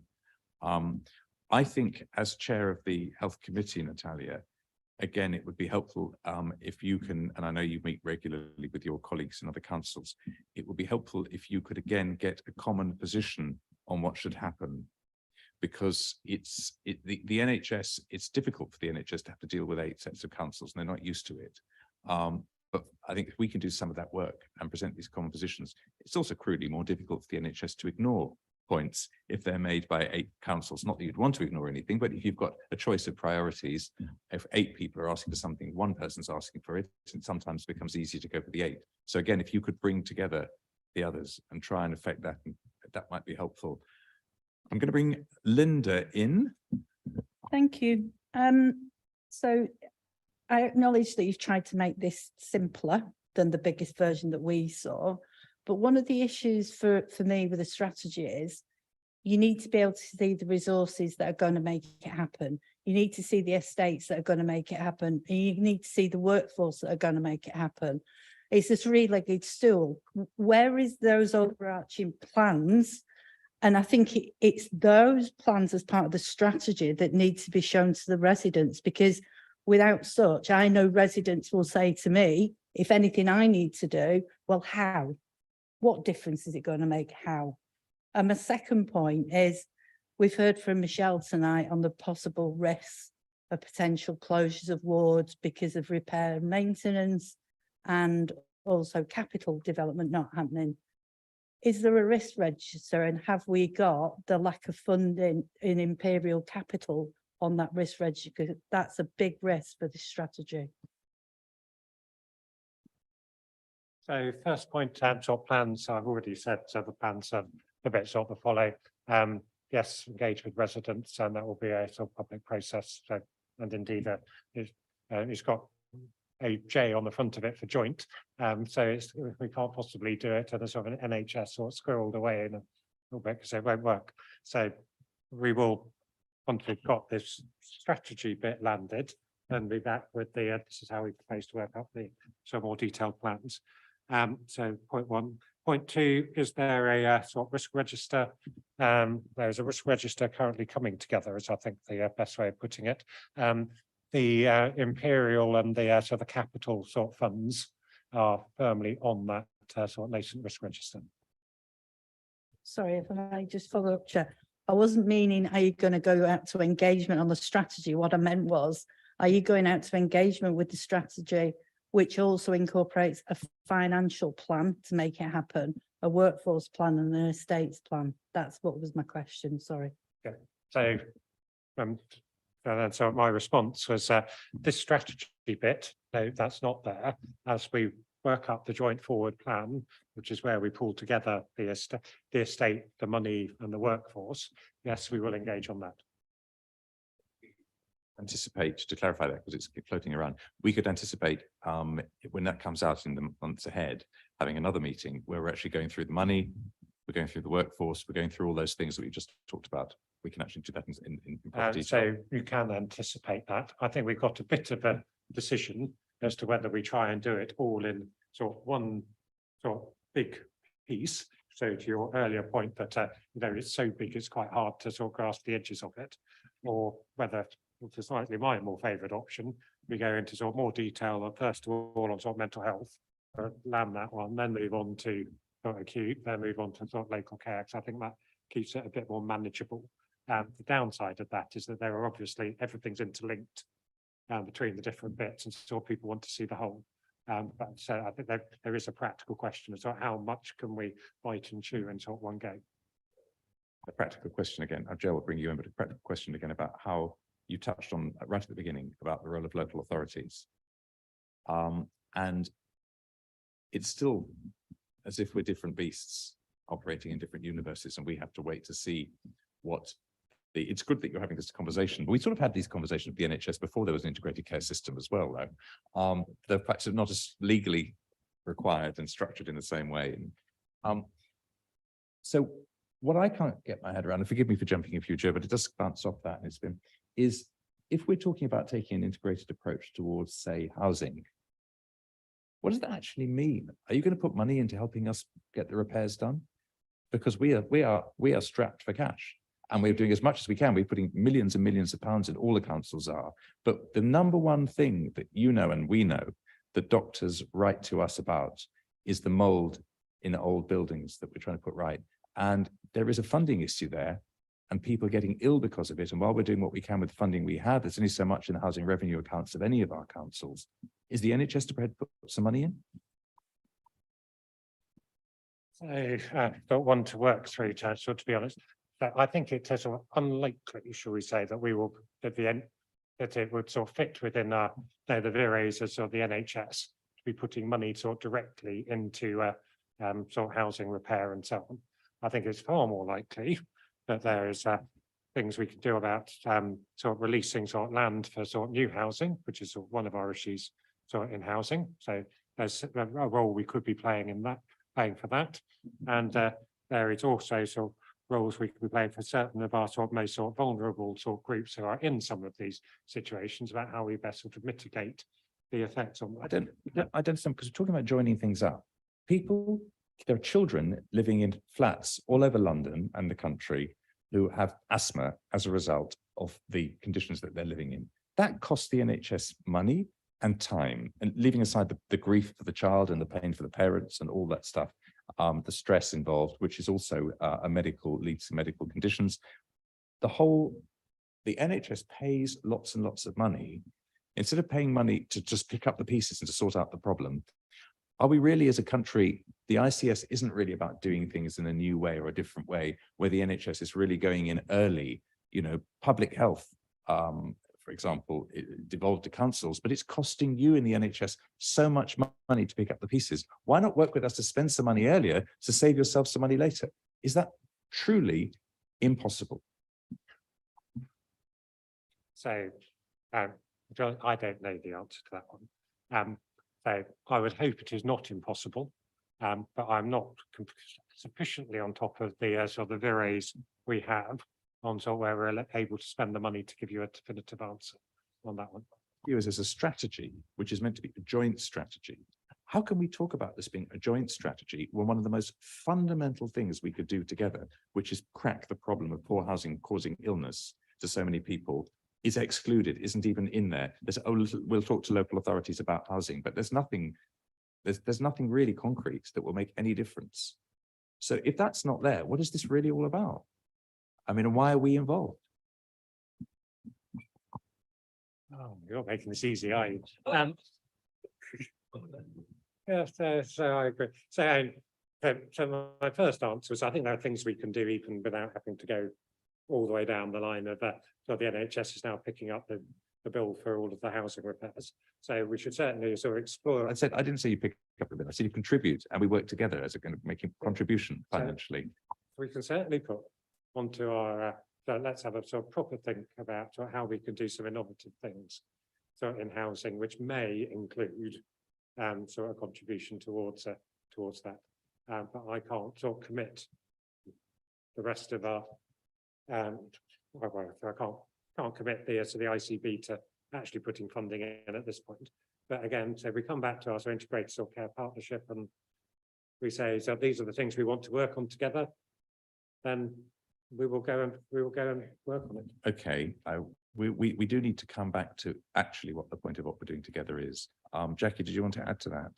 I wanted to pick up your point, if I may, Councillor. I suppose one of the experiences we've had through this is that the strategy has come in quite a roundabout way to children's services, so it feels quite last, it's at the end of a journey. And I have some anxiety about the joint action plan, or whatever the right word terminology for it is, that it might impose actions that the local authority or are requested to deliver without additional funding. So, Councillor, you talked about housing. I saw something about employment opportunities for young people, and I'd just be slightly anxious that this strategy and the consequent action plan don't suddenly impose actions on us, but that we will be part of contributing. And equally, it wouldn't be in a silo. So we wouldn't just say, coming back to the point that obviously I know about, but, participation or consultation, that actually be looking for something different. So how well do you feel? I mean, this is tough to take back, if you don't mind. How well do you feel, and perhaps you talking to other directors of children's services, you have been engaged with in the areas which you deal with to come up with a joint approach and making this a joint strategy? Do you feel that what you see about children is part of joint working together, or is it the NHS comes with ideas and we have to respond and try and refine them? Which of the two is it? I don't think it's quite as binary as that. I think it's somewhere in the middle. I think there are some issues around so health is engaging with children, and so I think that's fair to say. But there are issues about who health want to engage with. So they go straight to wanting to see DCSs. There are 8 of us. And actually we are used to operating in a very different way. So we have plenty of really good people that could sit on boards. And actually we can't attend. We could spend our whole lives attending health partnerships. So that's a real live issue for actually we've just been dealing with today. Are you not allowed to send other people if you choose to? They insist only the directors of children's services, DCF. But that's exactly the kind of, so in every other part of our work, the people who are often closest to young people, for example, are the people that we would field.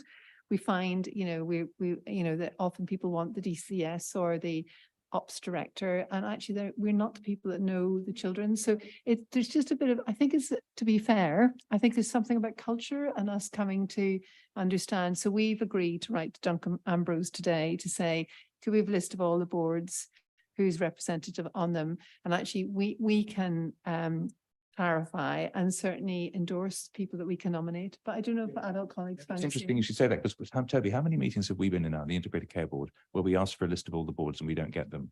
We've been again and again and again, we ask for a list of all the boards and the chair of the ICB says we'll get them and we don't get them. And we're concerned that it's not just that the people from local authorities are there at too senior a level, we're concerned that people in local authorities aren't on these boards, which are meant to be driving the system. The way things are going, I do see big problems emerging, because the fundamental thing about ICSs is they're meant to integrate not just all the different parts of the NHS, nightmare, appreciate that, but they're also meant to integrate with local authorities. And that means understanding local authorities in a way which the NHS never bothered to do and hasn't had to do, except poor doctors say, who's in housing, so I can write a note about asthma. Other than that, really. So if we can't even get the names of the boards, the various committees, what does that say?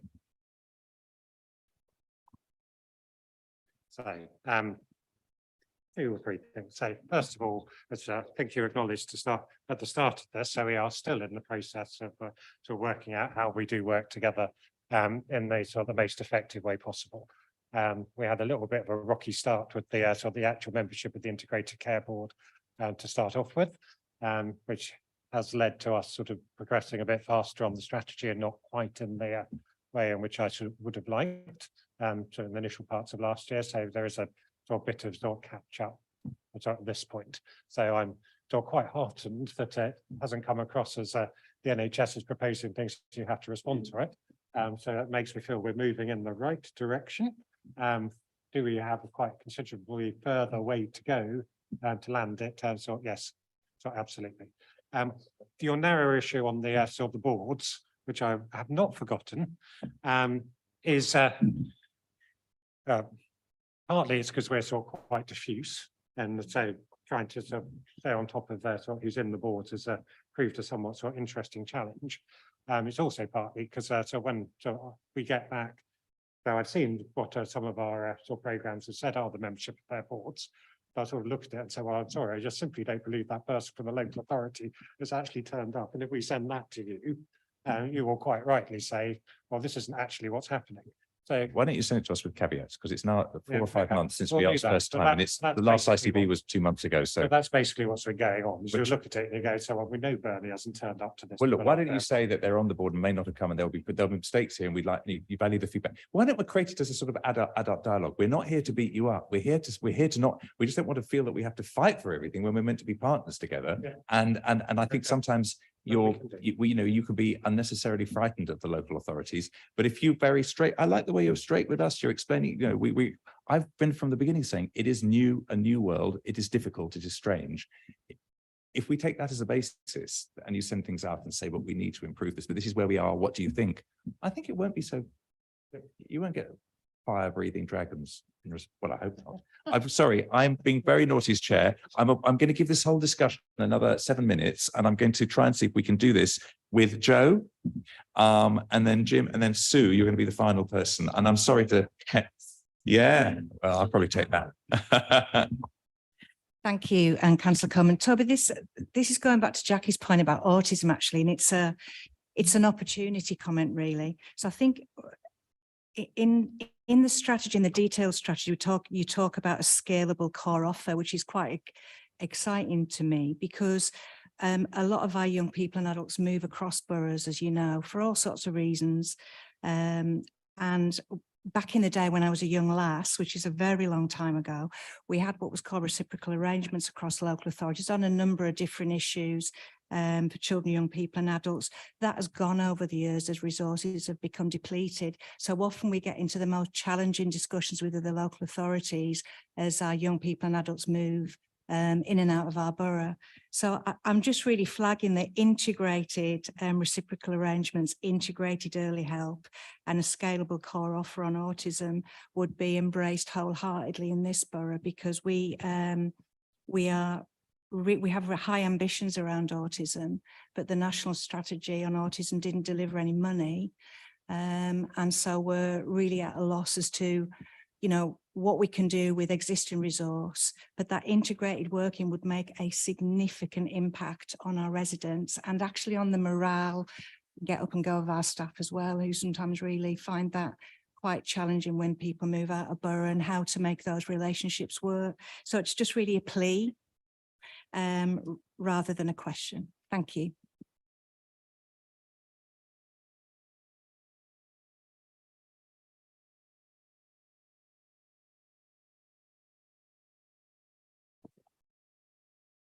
Toby, this question about trust and the local population. Reading through this paper, the long paper, there are actually quite a lot of good sentences about ethnic diversity across Northwest London, where you say isolated welcome points. But on page 13, under ethnic variation, you talk about different cultures, behaviors, and priorities. But then there's a summative sentence, which surely is wrong. It says, ethnicity is one of the main social determinants of health in the UK. Surely what you mean is many social institutions, including the National Health Service, has failed to welcome and recognize ethnic diversity and to welcome members of all communities into making decisions. I think you need to say first, ethnicity is not the problem. I'm white Irish, doesn't make me anything in particular, but it's not ethnicity, it's the state has not recognized and acted on the knowledge of the communities.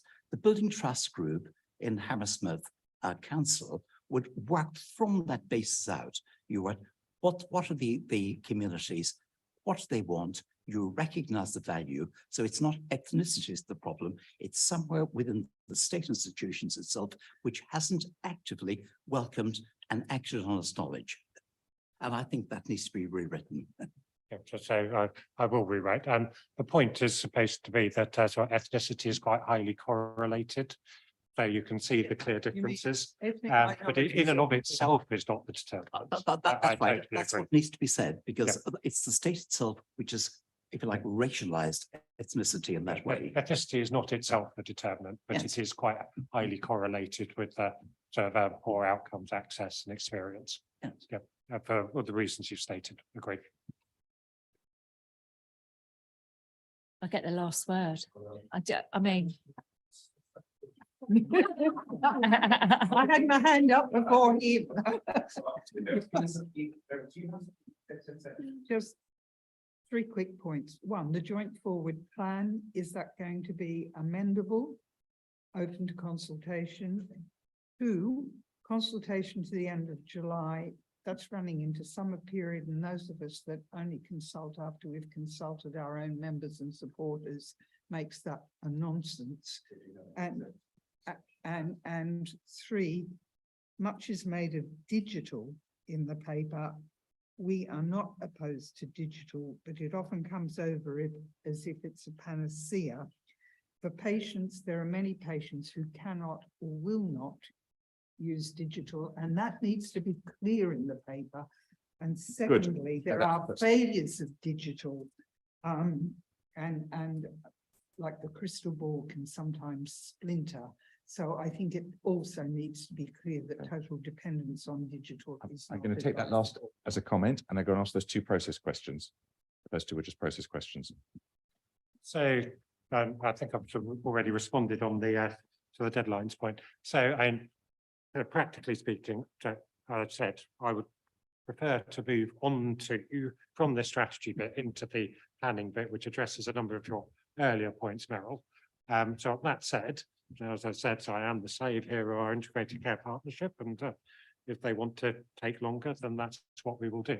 And I will commit to if you want to come back to me so after the end of sort of July, so with sort of further input, we will take that on board.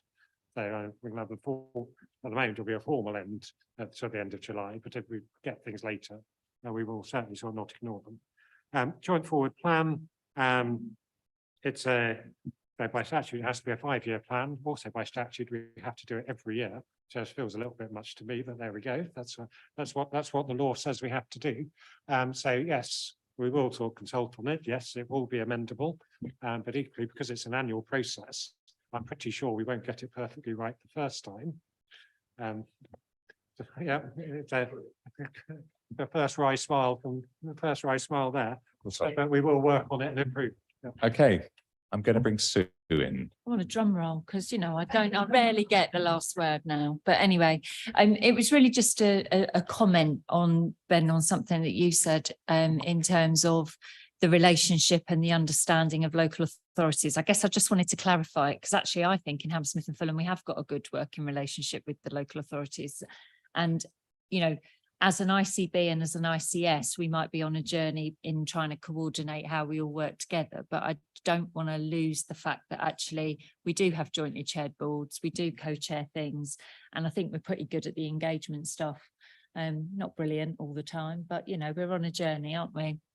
But I think we have got some positives that I think we need to reflect and how we are participating in the delivery plans for the strategy, because some of our health and care partnership strategic priorities locally match in with what the strategic plans are for North West London. And I don't think, you know, I just don't want to lose that, because I think there are real positives that we're trying to do through the health and care partnership, which is a collective piece. So I think that's a point which is very well made.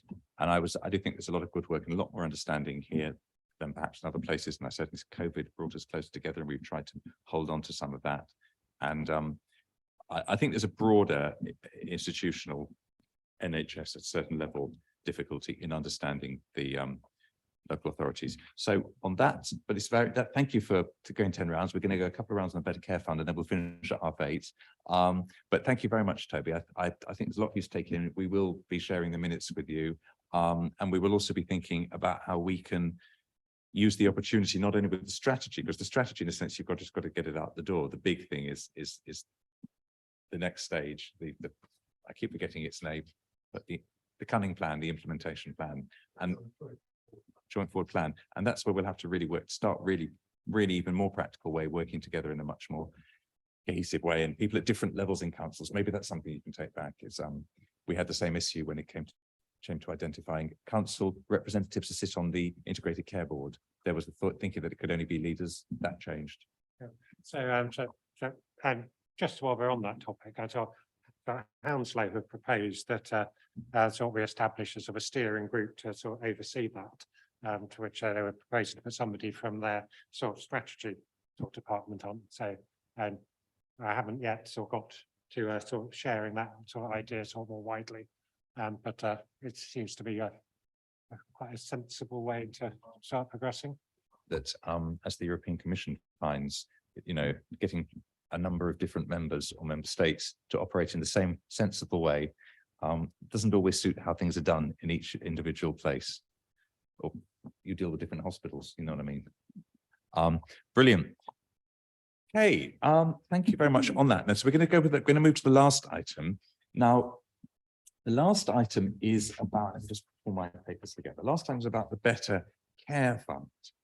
And I just want to sort of set out, Toby, some concerns that we have in Hammersmith and Fulham, and I know from having had discussions and seen emails that many other councils in North West London have. If I understand, I mean, I don't know, Linda, if you want to set things out, or if you correct me if I get anything wrong. that would be good, which is usually the case, which is that we usually agree a better care fund. Each borough, different needs, just does different things, and we agree our own better care funds, and with the NHS locally, which, as just been said, understands and works closely with the councils, and the whole aim is to get people out of hospitals and also provide other services as quickly as possible in the best possible, safest way.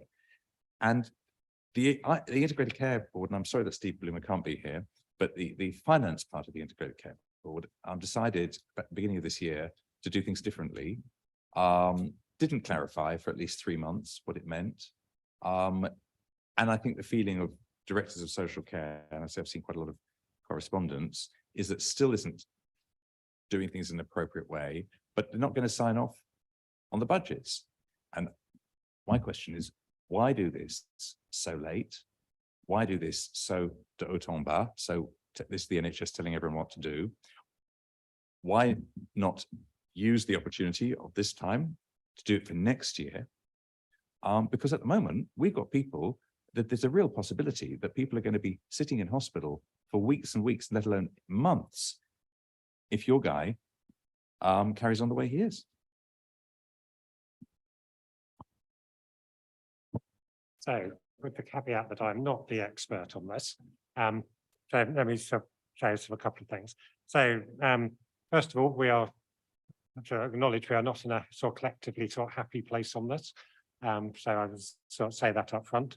And so part of that has come from the fact that NHS England have issued sort of guidance a bit late, sort of in year, which has been sort of unhelpful, which has sort of changed some of the things which are supposed to be in there. So that said, there are almost certainly sort of better ways of sort of handling it than sort of perhaps we have. There is a sort of commitment.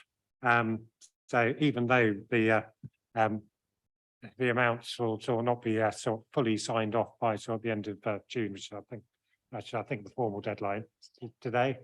Well, it's always the end of June, isn't it? So it shows you exactly how on top of it I am. So anyway, I knew it was about the end of June. That the overall quantums sort of remain. So there's no question on those quantums, and that any money which sort of partners have already committed so will be honoured. So we are not going to, as a result of this sort of particular sort of process, say, well, because you've agreed to do that, and somebody else somebody in our sort of finance department sort of disagrees, that there will therefore be anybody will be left in the lurch as a result of that. So those are the bits I can tell you. There is clearly a lot of sort of unhappiness about the shall we say, sort of the approach to sort of communication and sort of transparency, and sort of how some of my colleagues sort of have sort of come on this. But my own view is that the things which are so we have to follow sort of the guidance. So there's a bit of a so we as an integrated care board are also required to sort of account for that. So I think there is a legitimate role for us to say, so is the guidance being followed?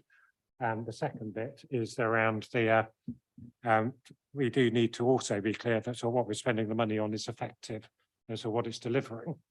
Again, and then again, to my own view on that is that is something we should absolutely be working with all of the partners on to form a view on how we judge whether the spend which is in there is effective or not. As I say, I'm not the sort of the expert on this, so I will sort of take your comments and sort of feed them back. But there's not very much more I can personally add. Yeah, and thanks, Toby. I do realise it's not your area of work, as it were, but unfortunately you're the only one that's turned up, so you're going to get it. I think the point that Sue made is a really valid one, that for the last, since what, 2015 earlier, we've been doing Better Care Fund jointly. It's our only joint pool budget, and it does fund a lot of services. Now, all these services are contractual. So it's okay for the Director of Finance to say, well, we'll look at it in Q3 and 4 and we won't change the funding.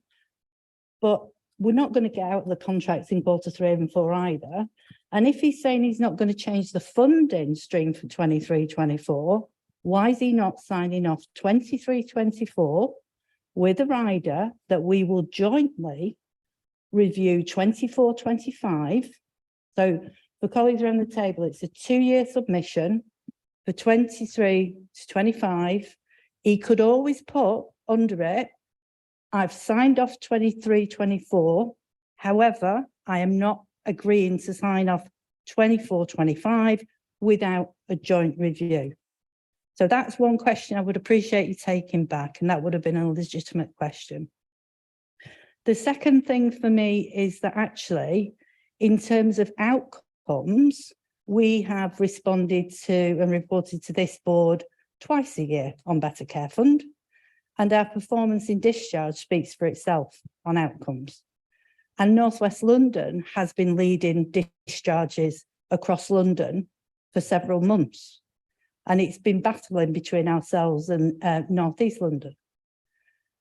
The third point is he's holding back the discharge money until he is agreeable to signing off the BCF and he thinks he's got value for money.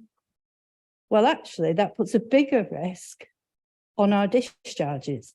And the whole of the rest of London have not done that. Now, if Steve was here, he'd say, yes, they have.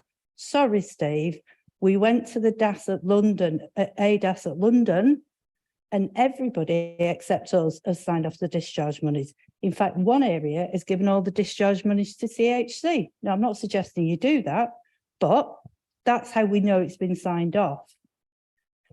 And my second point is, it's such a shame when he talks about having consistency that we've not got it in the ICS. You very helpfully have said, we will have a strategy which each of the borough partnerships will do their own thing at, about the priorities, that's the priorities for those communities. Yet we find the Director of Finance suggested he wants consistency and a blanket approach across all services in all boroughs to do the Better Care Fund. So you're saying one way, your Director of Finance is saying another, and hence I am sat here saying, well, where's the money for the strategy? Because I don't trust it, basically. So, yeah. Okay, I'll shut up. Go on. No, go on. So I just think this has put damage to a lot of hard work that you and your colleagues have done for many, many months. Our partnerships at local level have been tested many, many times, have they not, Sue? And, you know, good partnerships only get tested when times get tough. But its approach has damaged the trust and relationship with the ICS. So I really would strongly say, sign off 23-24 and say, we'll come back to look at it together for 24-25. Linda, and I'm going to ask Sue to come in and then. So notwithstanding all of the things that Linda said, but certainly from a sort of a borough perspective, from a Hammersmith and Fulham sort of ICB perspective. So my understanding of the current position is that Steve is looking for a level of consistency about what the minimum contributions are. So all the minimum contributions, for those that don't know the detail of the BCF, because believe me, we've lived and breathed it for the last however many years, are different, and they're based on sort of, you know, borough perspectives in terms of sort of population, etc. So we have a minimum contribution that both health put in and obviously the local authority put in. I think what Steve is looking for is consistency in what is included in that minimum contribution, and there are differences across the 8 boroughs because of all the things that Linda said. It is a local pooled budget, and we have determined what's in there. Now, I think there is some sense in having that level of consistency, but only if we go through a process to get to that point and agree and understand. So we've been having meetings sort of internally, and I know the DASs are obviously having meetings as well. I think one of the things that we need to do is hold on to the intention that it's not a cost-saving exercise. It is about making sure that we've got consistency across the boroughs, and where there is additional spend, we understand what that is being delivered on. But I do support the fact that I think that will take some time to unpick and go through. So hopefully we'll be able to do that at a local level with the relationships that we've got. And funny enough, I saw Prakash as I walked out and he said, "Oh, good luck tonight." And I thought, oh, here we go. I know what's coming. So, but I think, you know, having that responsibility between the two of us to get that level of consistency and work with the ICB to do that, I appreciate the difficulties that the DASs have found, but I do think there probably is a middle ground, and I think the timeline will probably need to be sort of looked at to address it. Add to that, this approach has done more damage to what we've been trying to do, and you've been trying to do, and I know how much you've been working at it, than anything since the beginning of the ICS. Absolute. The NHS, general public thinks of the NHS, rightly so, as a collection of amazing men and women who are doctors and who are nurses and who keep the hospitals clean and drive and all these fantastic people. It doesn't understand that the NHS is also at the top a lot of people who have to be managerial to keep the system going. We deal with the people at the top who have to be as well as the doctors and the nurses. And we hear you and people like the chair of the ICS and the ICB saying all the right things, both privately and publicly, and trying to do all the right things. And how difficult it must be for you, we can only feel how you must all be shaking your heads to have somebody go in like a bull in the china shop, not talking to us at an early stage, not providing information, making statements that simply don't bear and don't stand up to inspections, such as the fact that discharge monies have been agreed by us across London, as if we don't talk to each other. Crudely, who shows no, the big issue that we always throw at the NHS management, and not you, it shows no understanding of how local authorities work, doesn't understand the discharge process, for whom it's all on paper. So it needs to stop for this year.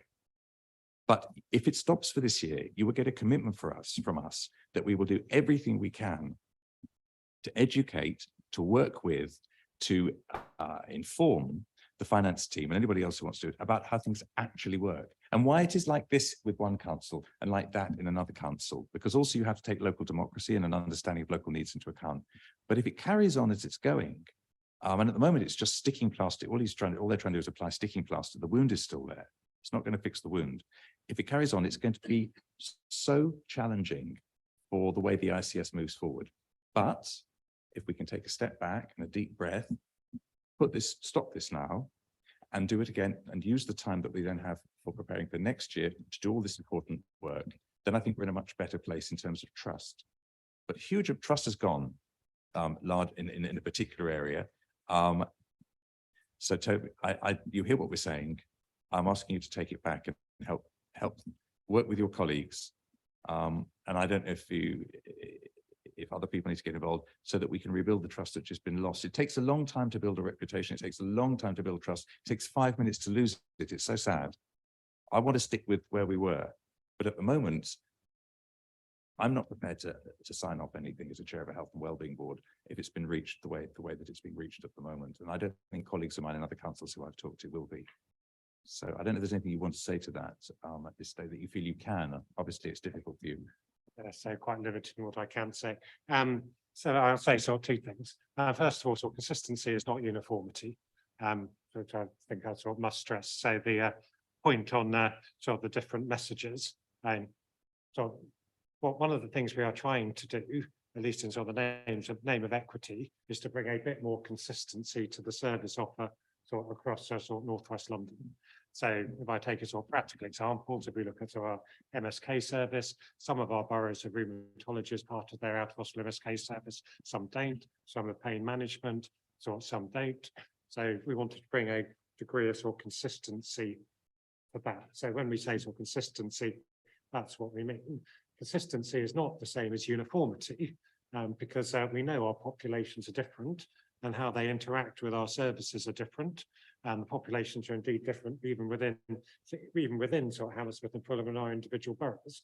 So what happens in Fulham is not the same as what happens in the north end of the patch and so on. So consistency is not the same as uniformity. And one of the great things we need to land is the balance between which things do we make sort of consistent, and the sort of scope is sort of extent of the sort of the tailoring and the adaptation and the additional service which is required for sort of particular populations, because uniformity may appear to give us something akin to equity or equality, but it doesn't actually do that because of how sort of people sort of react or engage with the service is different. So that's the point I wanted to make on the sort of consistency sort of versus sort of equity point.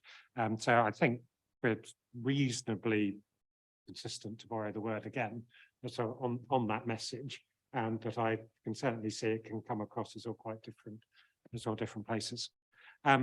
The second thing I was going to say is, so I completely sort of take on board sort of all of the points which you have made, and yes, indeed, I will sort of take them back. Thank you, Dr. Toby. I thank you for fielding that one. Good. We've covered a lot of ground. We're going to end the meeting. We've got dates of future meetings in the diary: 30th, 20th September, 13th of December, 12th of March next year. I would ask people if they want to make suggestions for the future work programme, I think probably submit those to us rather than discuss at this point in the evening.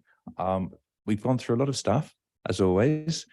We've 4 minutes over Jackie. Jackie's turning, her pumpkin's arriving in a minute, or your golden coach is arriving. Toby, you've done a lot here today, a lot of work. Thank you very much for coming. And thank you as well for coming to the meeting, first meeting. I'm sorry you had to sit silently there. You're always very welcome to say something. I don't know if you wanted to and you were biting your tongue. Okay. Okay. Well, look, thank you all very much indeed. These are really important. We discussed really important issues, and at the bottom, I know that we're all passionate about trying to make people's health, people in Hammersmith and Fulham and across North West London, their health and their healthcare better. And despite the difficulties, we'll get there. Thank you all very much. And I'm going to close the meeting. Good night.